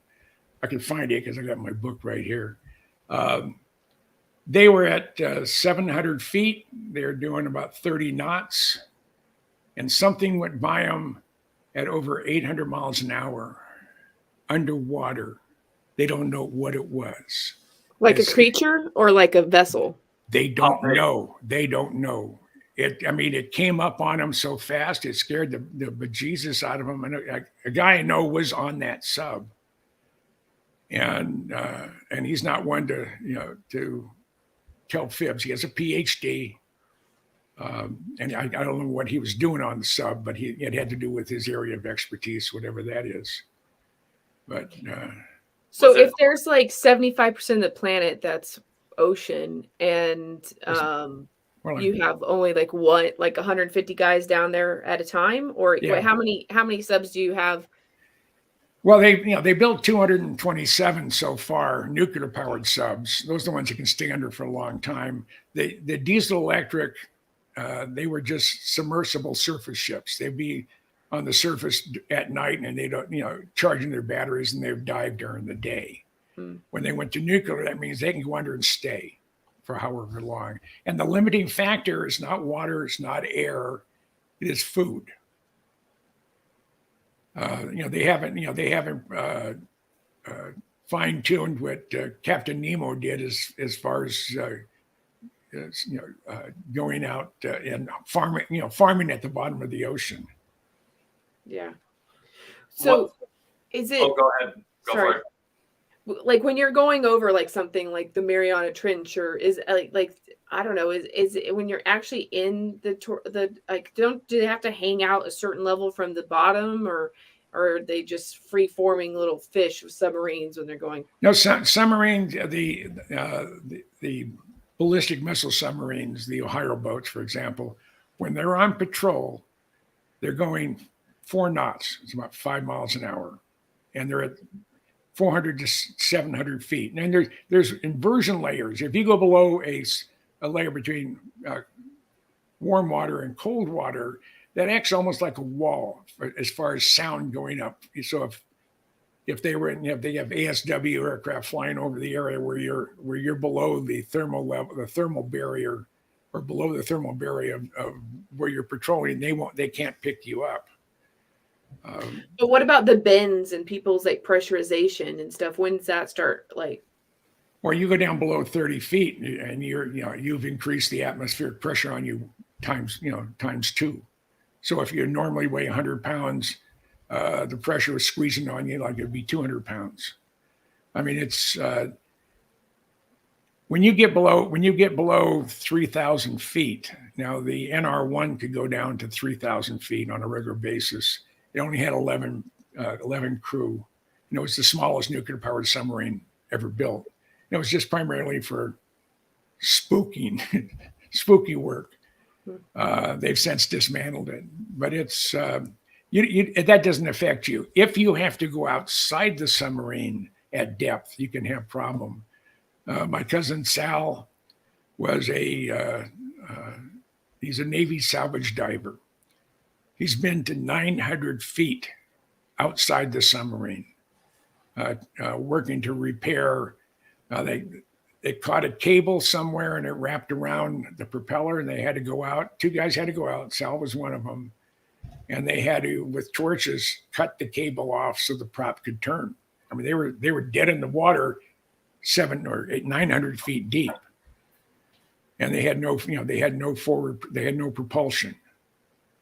It's kind of scary. And he said he was in a decompression chamber for 12 days, 13 days. Oh wow. Yeah, and that's like being in inside a tanker truck with 2 cots or 3 cots, and there's a way they can pass food in and out. And you're there. You start at high pressure. I mean, we're talking about thousands of pounds per square inch, and then they gradually reduce that pressure. Because if you do it too fast, you're dead. You'll die. This kind of thing makes me think like, the moon and Mars and stuff is going to be a whole other bag of whistles if we can't even do 30 feet underneath our own ocean.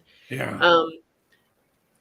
Well, the resonance too, the frequency, the energy, it's like, how long can the human body endure not being at the Schumann resonance? What are you going to, no one ever talks about the frequency difference of the ringing of Mars is not where we're tuned to, we're tuned to here. So yeah. How long are you going to have to create environments where we maintain that resonance? Well, they're probably the one way that humans' resonance could change would be to be born on Mars. So I guess the people on the way don't end up being the ones that stay. Elon says he wants to die on Mars, but not on impact. I thought that was a great statement. Yeah, that's a great statement. Yeah, and I haven't been on with you since I had a tour of SpaceX, have I? No, we haven't talked about that. Yeah. You did get a tour. Yeah, I had. I sent Elon Musk. He has multiple little boys, and that's all he has is boys. No girls, from multiple moms. I think he has some girls now. He does. Babies, though. Well, when his last little boy, or maybe there'd been another one since, was born, he wanted to name him A-12, Oxcart, the Blackbird. That's his favorite airplane in the whole wide world. So I heard that, and I called a buddy of mine who's a senior writer for Aviation Week. I said, do you have a name of person I could mail my Blackbird book to so it gets to Elon? He said, yeah, go, send it to so-and-so, attention so-and-so. So I sent it off. He gave me the address, the mail, the mail routing number and everything else there at SpaceX. And Elon happened to be coming in that morning when they were opening up the package, and Jen pulled it out. That's his personal assistant. He stops and says, is that for me? And she says, yeah. And he got it and he started looking at it. It's dedicated to his son. And I thanked him very much. And he starts going through it. Jen said he held it to his chest. He said, invite Mr. Goodall for a tour of SpaceX from me. So I get a call on a Saturday morning, and I didn't answer it. It's a 661 area code, so that could be Edwards Air Force Base or Palmdale or somebody like that. Somebody that's already mad at Jim. Yeah. So I finally listened to the message, and it's Jen. I can't pronounce your last name. Saying Elon has invited you and 2 or 3 of your friends for a tour of SpaceX. And it took me a long time to finally get there, but February 22nd at about 7:00, we walked into SpaceX, and it is exciting. It is. And I've been to a lot of aircraft production facilities and whatever, and Wait, where is the headquarters now? SpaceX is in Hawthorne. It's on Crenshaw Boulevard. Oh, I thought they were going to move it. Are they not going to move it? No, he's moving his corporate headquarters, but not the production facility. Okay. That's where they make the Falcon 9s, the Dragon capsule, and the Dragon craft, and everything associated with Falcon is done there. Now they're starting to build Falcons. They're going to start building the heavyweights. They're doing that right now in Boca Chica Beach, Texas. Now Right. they're going to be going to. They're going to do the same thing at Cape Canaveral. And he doesn't let anything slow him down. I mean, it's just absolutely amazing if NASA would have had, let's say NASA was running the Falcon program, and the first one, not the Falcon, but he called it BFR, the big effing rocket. Yeah. But his Starship, first one came down number 8, whatever it is, or 7, it crashed, and the one came down, it was okay, then it fell over. If that had been NASA, they would have stopped all production and all flights for a year or 2 years and had this blue ribbon panel to go in and figure out what the problem was. Musk said, well, I know what the problem is, it's this or that. 10 days later, he launches another one. And he's successful at it. I mean, he's just he's going to save humanity is what he's going to do. He's persistent. Yeah, I think the world of him. He's just, and when I was at SpaceX, I gave our tour guide, which is a buddy of mine's wife, my 75 years of Lockheed Skunk Works. And I said, could you, through distribution, could you make sure that this gets to Elon? So she put it in distribution. She knew who to send it to, his personal assistant. And I'm hoping to get a call from him or an email or something saying, oh, I want to invite you down to Boca Chica Beach for the launch of the super heavyweight. And I'm going to go down there regardless if it happens in March or early April. I'm going to jump in my car and it's 8 or 10 hours from here to there.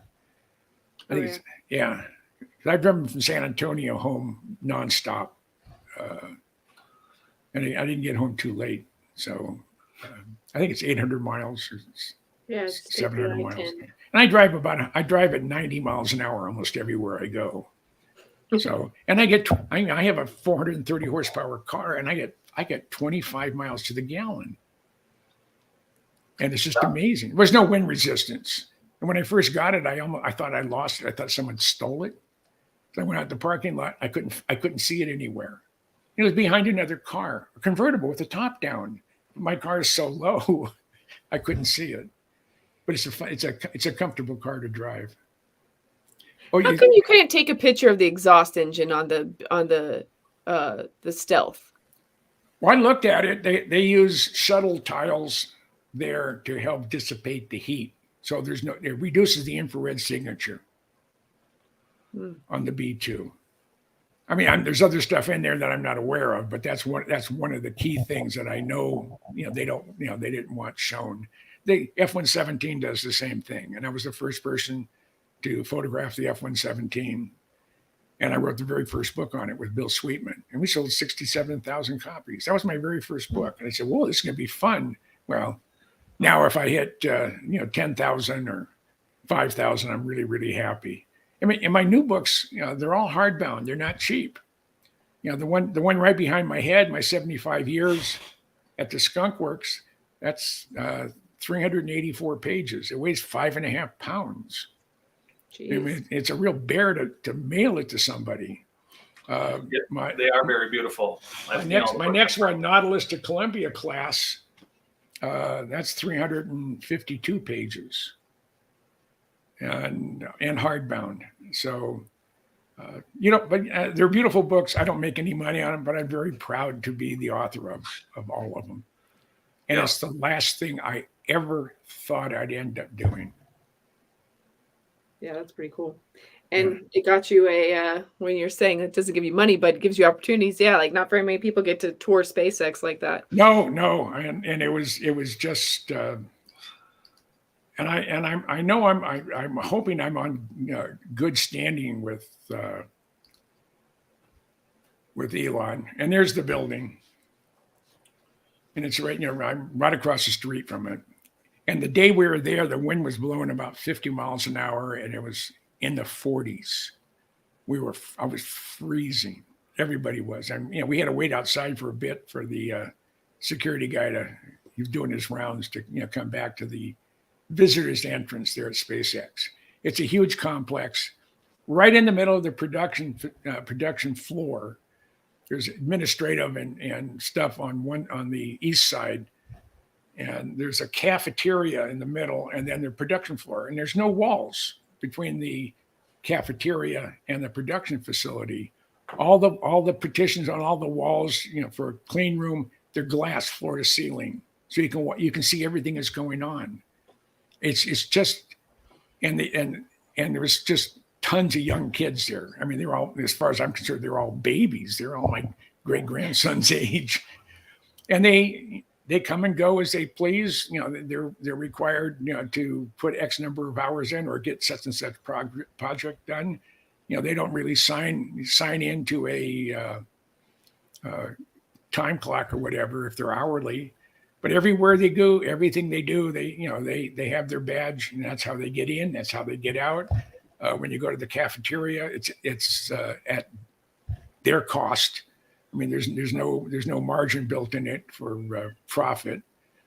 You go there, and you want a hamburger, maybe it costs you $1.19, something like that. I mean, it's just, but there's no money exchange. Everything has to be hit with with your ID card. It's like just IKEA. Pardon? It's like IKEA, except even cheaper. Yeah. Well, it's like some of the not the Apple stores, the eBay. No. Well, there's a couple of stores in Seattle where there's nobody there except for one person, and there's no cash registers. You walk in. They have those at the airport now. You walk in there, you pick up the stuff, you walk out. It reads the RFID chip on your smart Visa or MasterCard and bills you direct. In a way, that's sort of frightening because someone can walk up near you with something that can record your information off your cards and have a handheld sensor. They can just bump into you or just walk close to you and draw all that information out.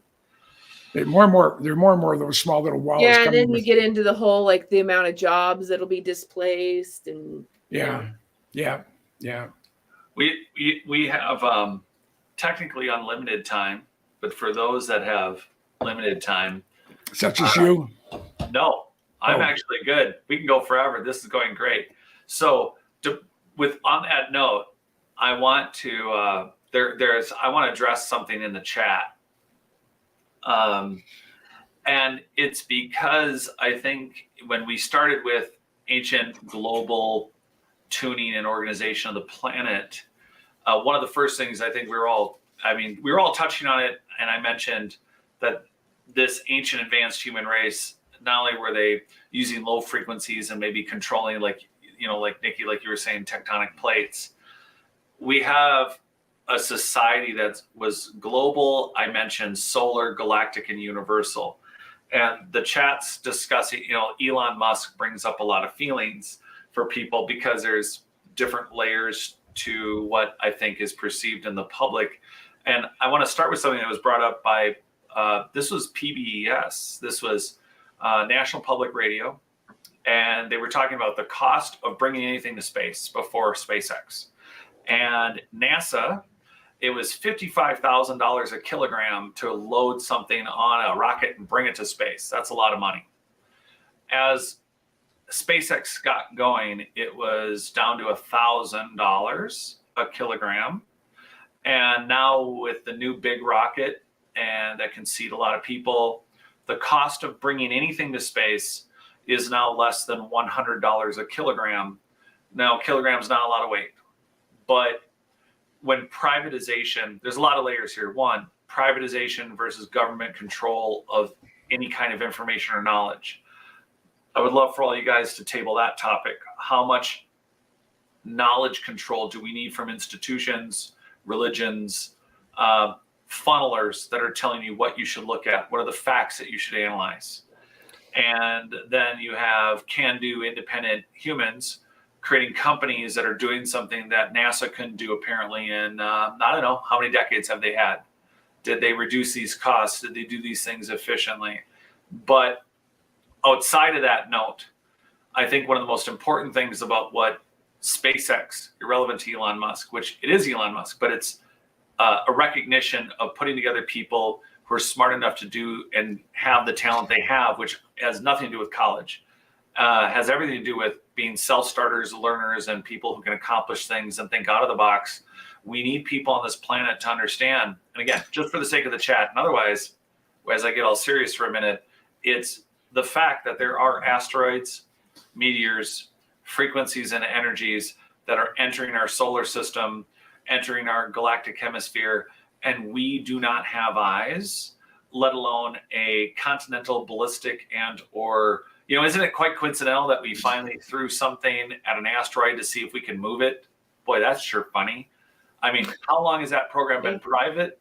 And if we don't start looking up, there can't be, and this isn't for anyone specific in the chat, but you need to understand that we will have no planet if we do not have companies, people, and programs in space that are looking, managing, and able to deflect planetary dangers that, based on the massive craters we're finding all over the planet, are and will capable of hurting us, hitting us, and destroying us, or at least some of us, as we look back in time. So I think that one of the things we should out there when you think about this is there is no turning to only look at Earth. If you do not look intergalactically, you are literally living with your head in the sand. If you do not think that within our generations or within our reasonable evolutions where we're at now at 10 to 15% conscious, that we're not capable of being hit. And we need like 27 more Elon Musks. Yeah.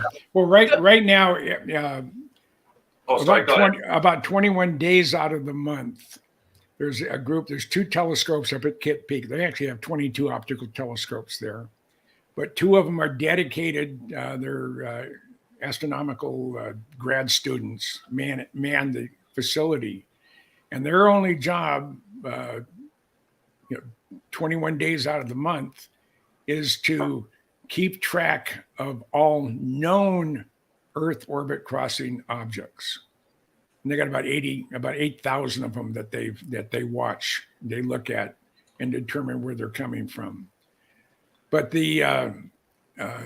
what we don't have is someone or something that can detect that thing that we don't know, and it may be coming in fast, and it could be a wayward planet. One of the interesting things, I was a docent at Kitt Peak for a little over 2 years, and I was up there every week giving tours of the solar telescope, the 2.1 meter telescope, and the 4 meter telescope, the Mail telescope.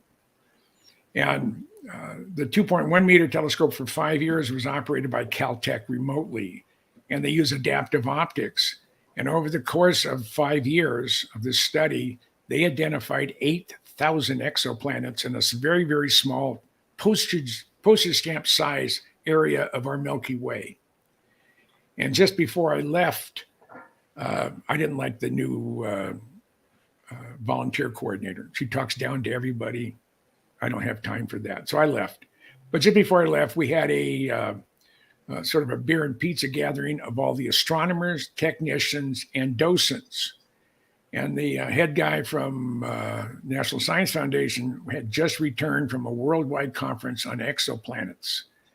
And he said, based on all the information gathered at the week or 10-day gathering, using proven mathematical formulas, they calculate that for every star in the universe, there's 1.5 planets. That's an incredible number.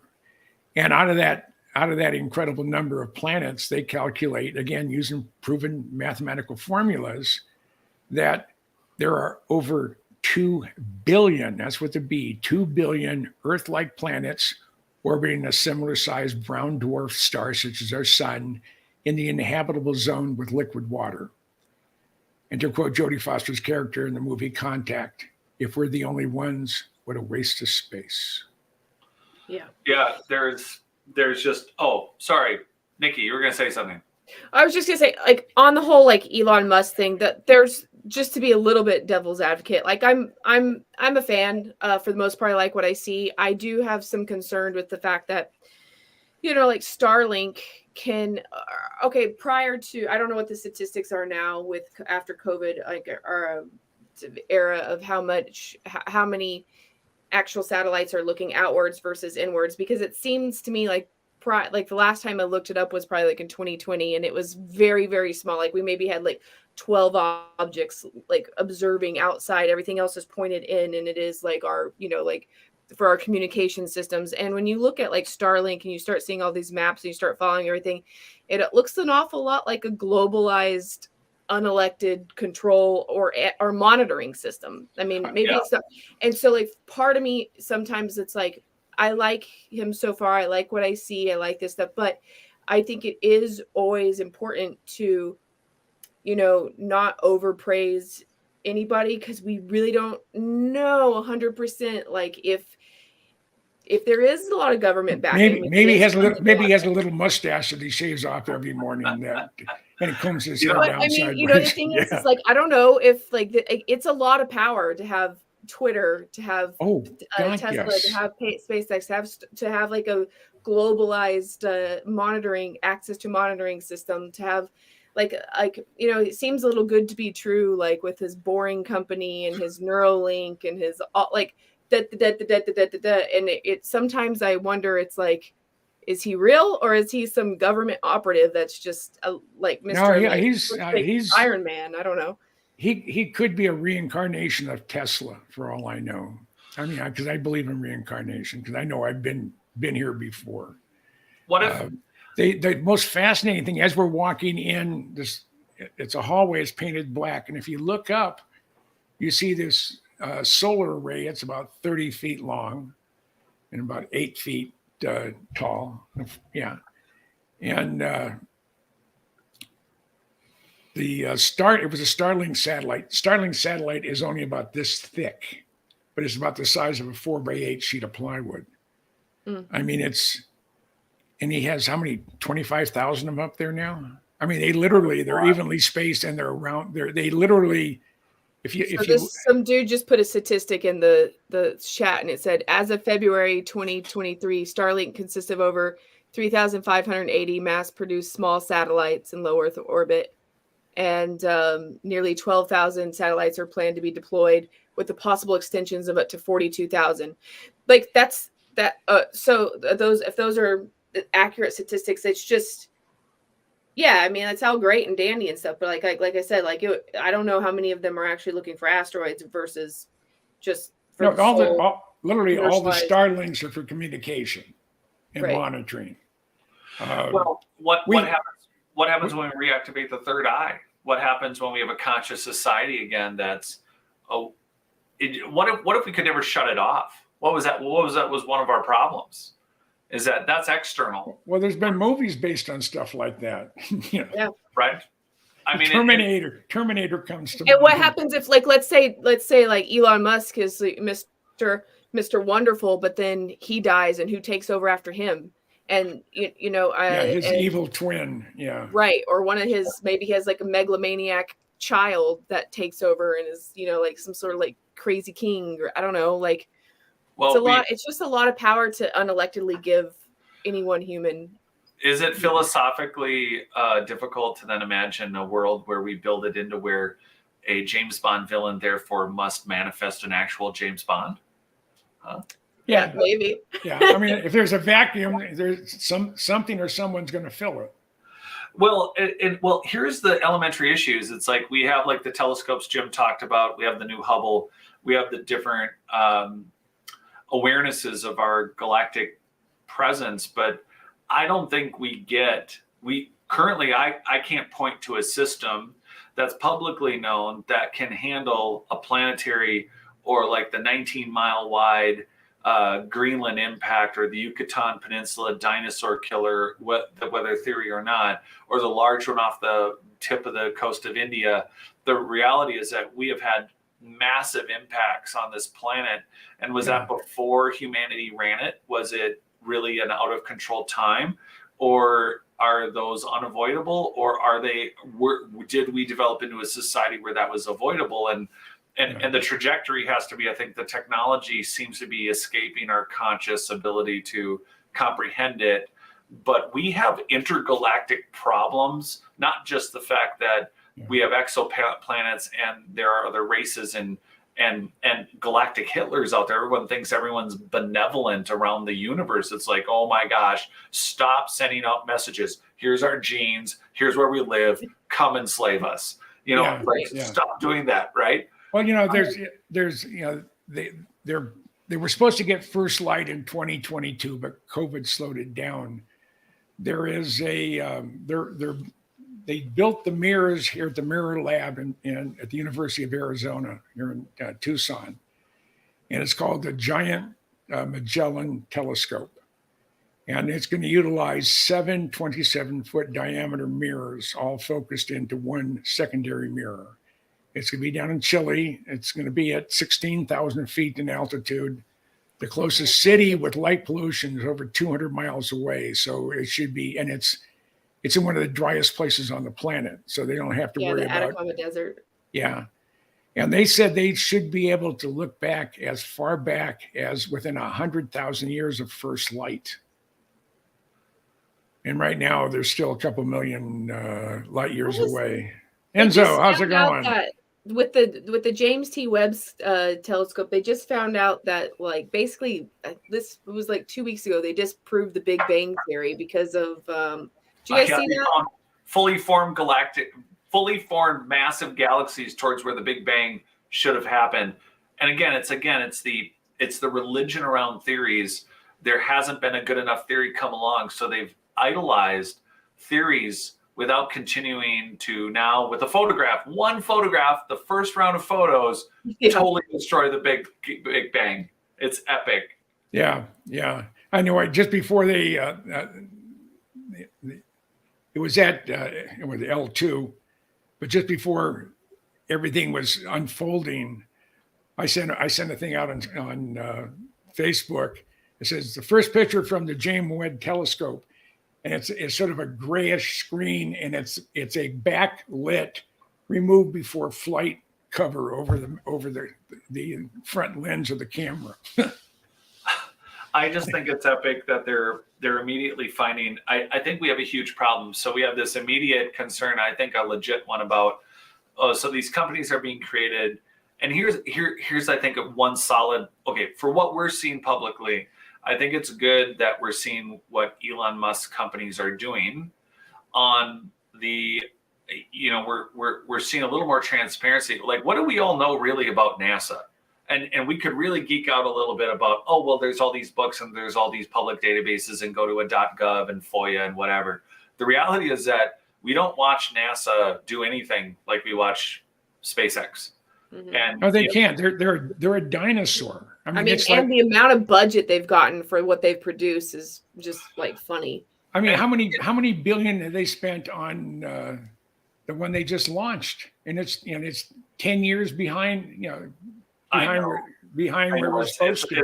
It's like watching the old galactic empire fall within Asimov's iRobot and Foundations, which is one series in reality, and it's like watching the giant galactic empire collapse while all the periphery, they're starting Microsoft and, Apple, But the technology is based on these just really ancient archaic systems. And now we're aware that our theories of our origins are wrong, which we've already all been discussing. Hey, the history of humanity doesn't add up.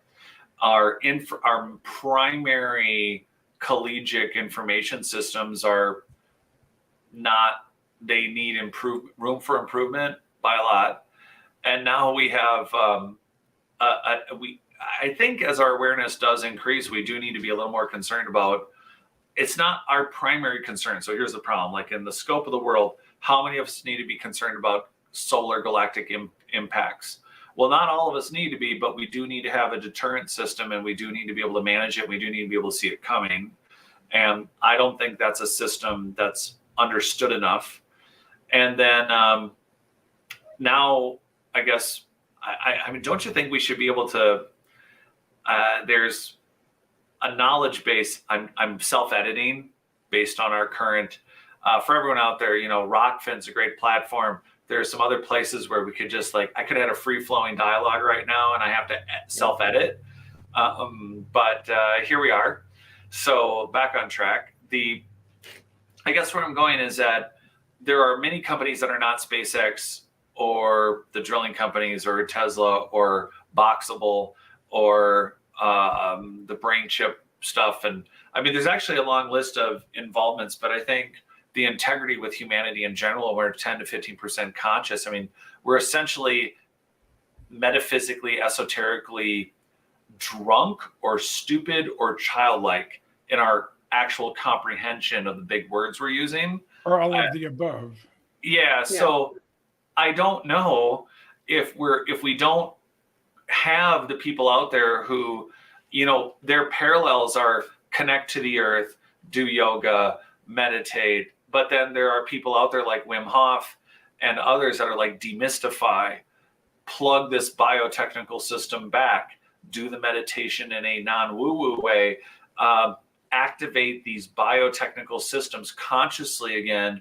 And when people, and again, some people are plugged into a modality, which is not a problem, but they're saying, oh, well, I'm more conscious, I'm more in tune, but whether their origin of that is accurate to what's actually happening, the summation might be that we are experimenting in areas that we have not collectively experimented in, which is causing that human consciousness to actually expand to the point where maybe we are pushing, maybe not from 10 or 15 to 16, but maybe we are pushing into 18 or 19%, or we're having some spikes. Maybe we do. One of the major, and it is criminal. Columbia University announced this week that they are not going to base admissions on ACT or SAT scores. It's going to be, how do they put it? We are going to be diversity and some other crap. Oh, I think idea. academia is basically a dinosaur anyway. Like it's. Yeah. Well, Elon says, I didn't go to Harvard, but a lot of guys work for me do. He said, I don't care if you're a high school dropout. If you can get the job done, I'll hire you. Says, and in today's world, I mean, they're giving out so many garbage degrees today that they've lost their value. I know so many people with kids in college right now, and it's like, I think your undergrads on average costing people like $200,000. It's not worth that. No, like you're going to set every job that I've had financially. Yeah, every job I've had over the last 30 years required either an engineering degree, a degree in history, and or master's degrees in whatever the subject matter is that I was dealing with. I don't have a college degree. I went against 3 PhDs, 2 people with master's sergeants when I was hired as the curator for the Pacific Aviation Museum in Pearl Harbor, because I've done it. I may not have gone to school to learn how to do it, but I've done it. And I got into a conflict with my boss, who I adore. And he's the reason I got my Corvette, because he's the one who called me out of retirement to do it. But Ken said, I want you to go to school and get a degree in either museum studies or history. I said, Ken, I've already written at the time 27 books. I was a wing historian in the Air Force and the Air Guard for 16 years. I'm pretty well versed in what, especially in the aviation world and the military world.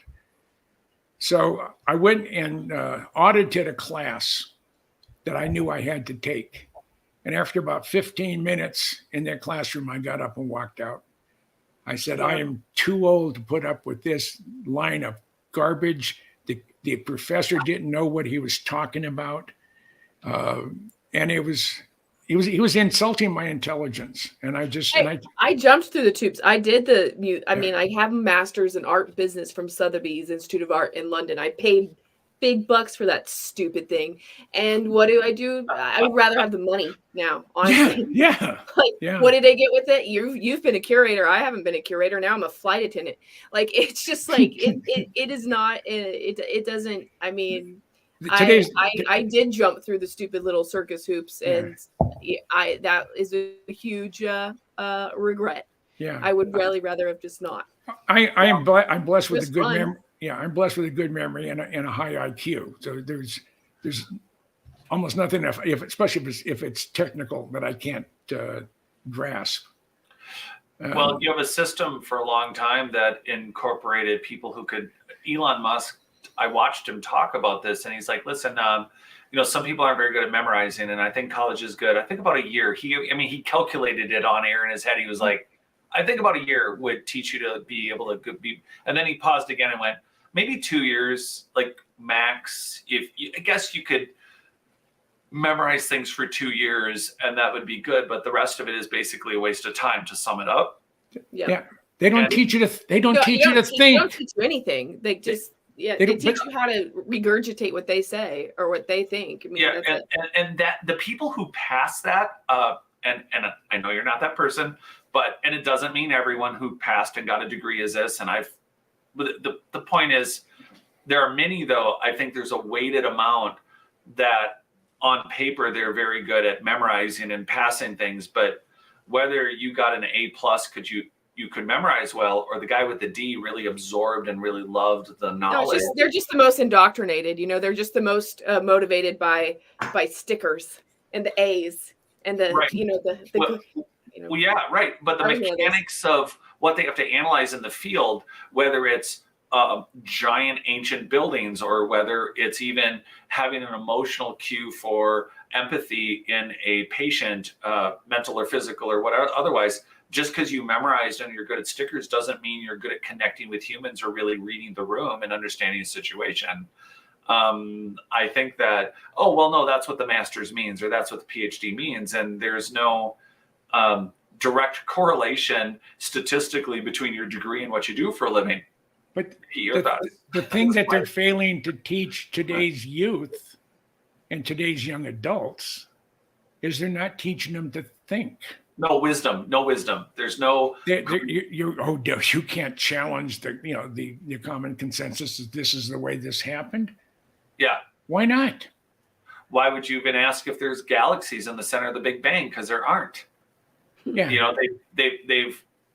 They've forced the stoppage of new knowledge, and it almost seems like a bottled franchise, which is why I think even what we're doing, ancient constructions and buildings, why it has to go off that system, because how is it that we only have 3 to 5% of every archaeological site ever dug up anywhere? I mean, we don't have a complete picture of our past to the point where it's affecting our biosystems, it's affecting our longevity, it's affecting our youth, it's affecting our ability to cure diseases that clearly didn't seem to be a problem based on, our cellular structure seems very malleable and repairable.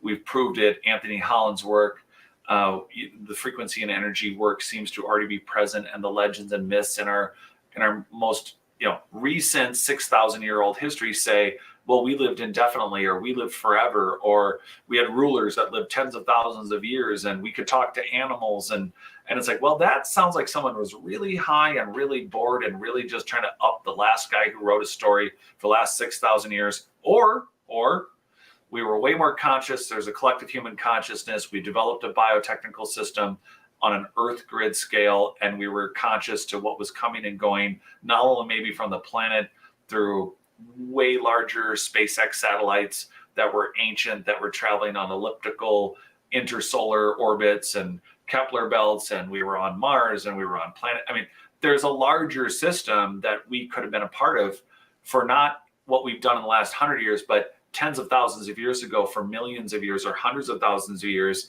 It seems like the nubs and the things on this planet all relate to where we are repeating history again. And I don't want us to slow down. I don't want us to go backwards.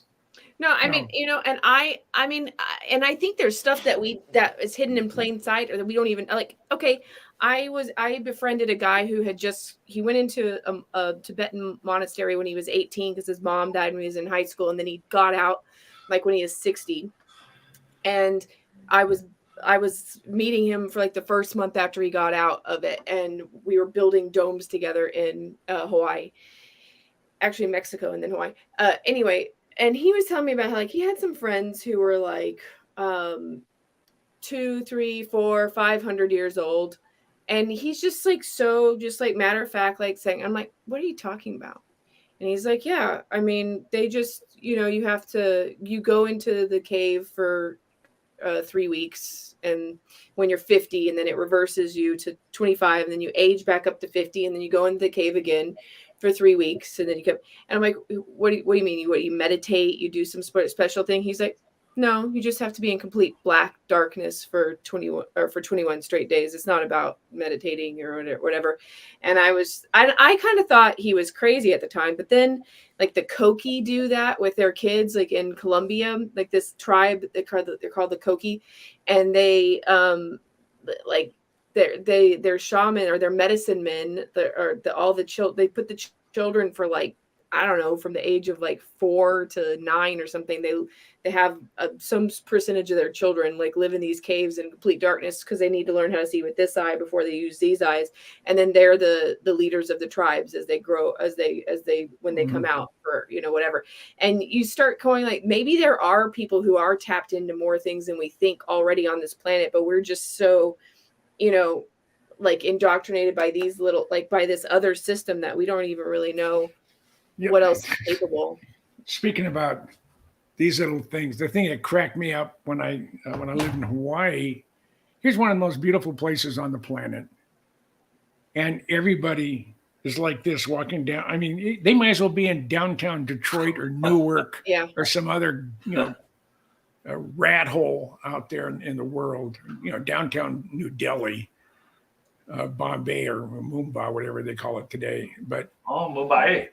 I mean, they can be walking down the beach. I mean, I'm sitting there. I need eye drops because there's so many bikinis out there. There's also there's a lot of people out there that should not be in bathing suits, and they don't own mirrors. But those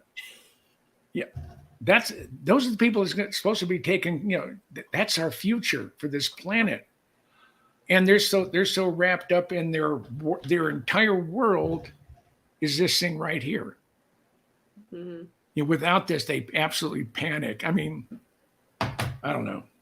It's my age. It's my age. I'm sure. If I was younger, no, I mean, like this is some sort of weird addictive hair. I mean, everything about it is designed to make you spend more time on it. Like your time addicted to it is the commodity, and you have to ask yourself, like, why is that? It's kind of weird.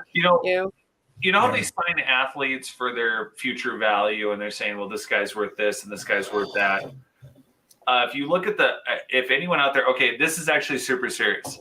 Everyone listening and everyone chatting, and I know you guys are probably on 10 other devices. So listen up on this for a minute, because I value all of you that are listening live and are going to watch this later.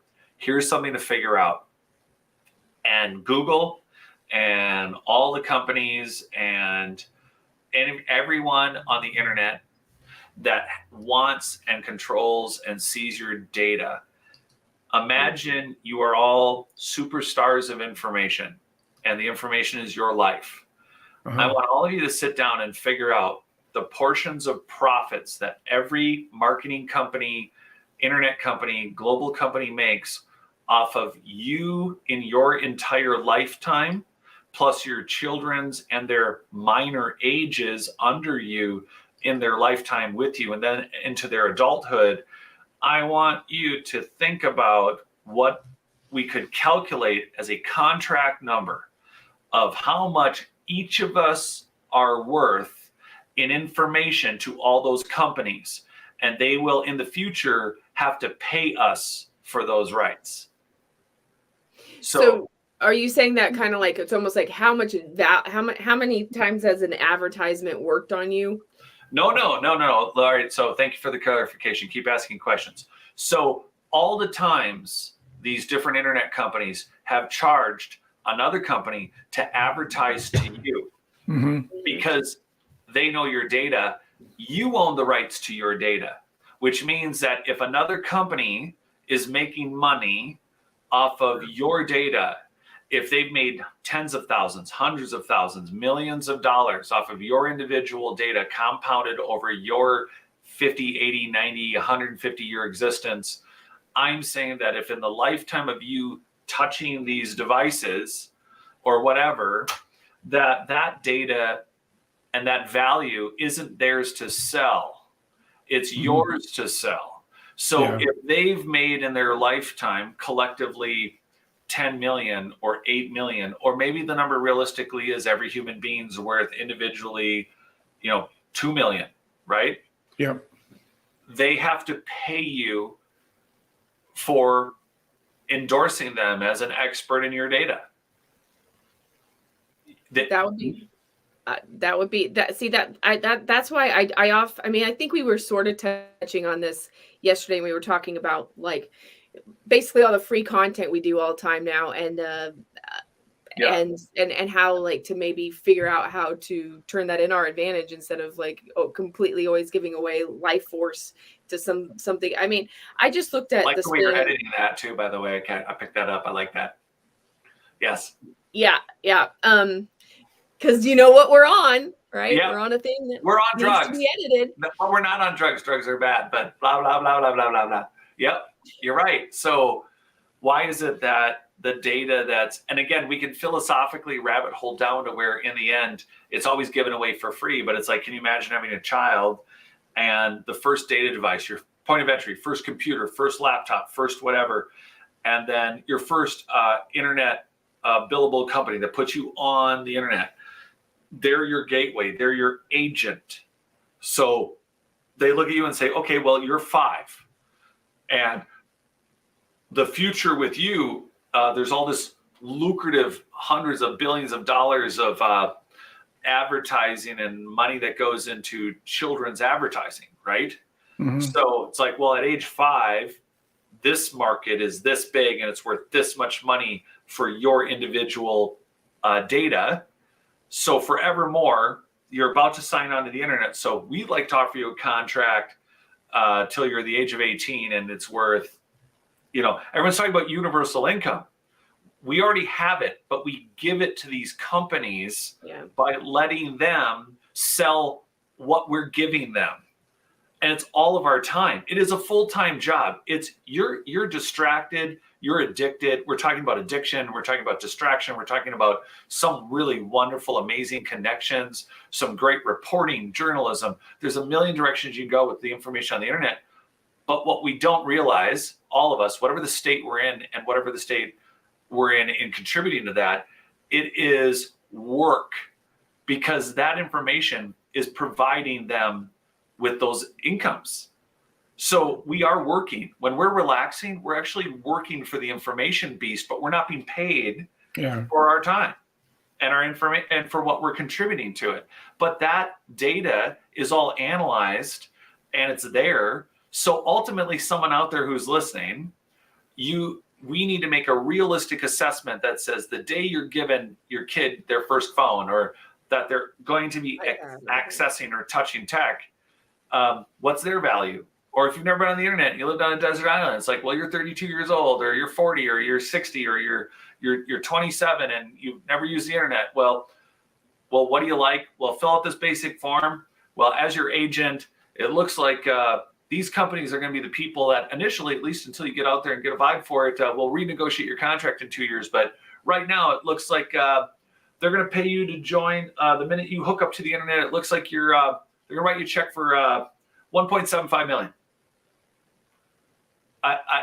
There's still, it's kind of like partnering to go into a business, partnering to, there's a lot of different ways that they structure. So for everyone out there, I used to not only do historical remodeling, but I own real estate and I did some development, and there are ways you negotiate contracts. And there's ways where it's like, I have all the knowledge and I can do all the work and I can build out everything we want to sell. You have cash. Well, in some worlds, that's worth 10%. In other worlds, it's like, okay, well, let's do a 50-50 thing or something.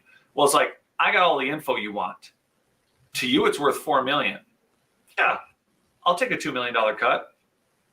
You know, and we don't look at it like that. We don't have it like that because it didn't exist in our lifetime. You know, we're all old enough to know what it's like to not have this information. And now it's like, oh, universal income or whatever. And it's not about universal income. I'm bringing it up as an example because we're like, well, where's the money going to come from? It doesn't have to come from anywhere. We're these companies, these tech companies have built their trillions of dollars. They built it all on what we're giving them. I sound but like you know, religion. the thing is it's almost like those rats that will like go for heroin and sugar and shit like that until you put them with a bunch of other rats and have a bunch of healthy shit. It's like we're all alone together in well, whatever. This is some science experiment about all that, right? Yeah, so we're getting dark. It's Friday night. Keep going. Hey, and I'm gonna have to go here in a few minutes. So You should. All right. Okay, I'm going to make just one last point that I was going to Sure. say. It's just that, like, I think that it's a system of how broken our society is in a way now where it's like we live in these cities alone together, but we don't really, I mean, maybe not everybody, especially like I think COVID made us all like, oh, other humans and like whatever, this isolation Not game me. that we do where this is like a drug of some sort of connection, even if it's just digital. But anyway, the thing is that if we really had awesome communities where you physically could see people in person all the time and stuff, like whenever I go on trips with friends or this and that, I'm on this thing like a fraction of the time that I would be with, you know, when it's an everyday kind of situation. So that's the other thing. I think that whoever they are, the big they, like they like us to be addicted to this because we are a commodity. Like you know, we're the product. I keep getting messages, you know, your time, your screen time is down 20%. You've only been on for, you know, you've only been on for, you know, 28 minutes on average. Wow, quitter. A day. And there's Diecast, Zach Diecast Mansour. You want to know about the Blackbird in Oklahoma City, the airplane that's right off of I-40 that you think is a Blackbird is a B-1 bomber. Yeah, you know, I had a number of people, just so you know, Zach. We addressed this after you had brought it up a few weeks ago, but a number of people verified, yeah, it is not what you're thinking. Yeah, no, I got the Google Earth shot of it. I mean, I went looking for it. I know where every Blackbird is, and I know there wasn't one in Oklahoma City. What we saw was a dark gray B-1 bomber. Yeah, and you know what? I appreciate you coming back with that question, but yeah, not an A-12. And Jim, you know, he was also looking for an understanding between the SR-71. What's the difference between, you know, is there no difference between the A-12? Is it just same actor?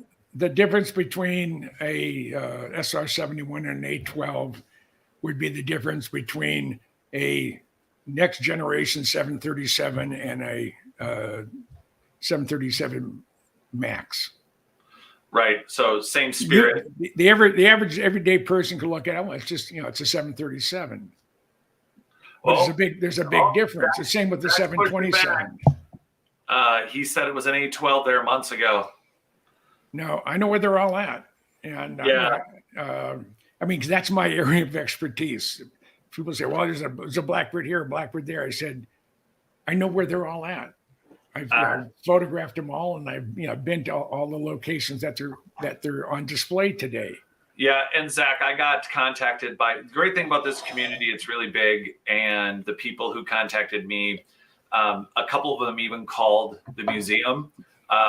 Definitely not an A-12. It was a bomber. It is a bomber.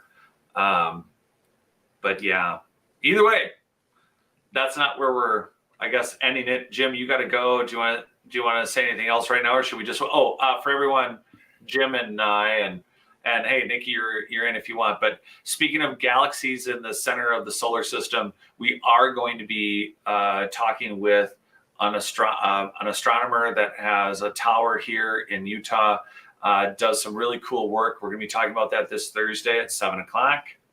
But Jim, do you got anything else before you got to get going? Nope.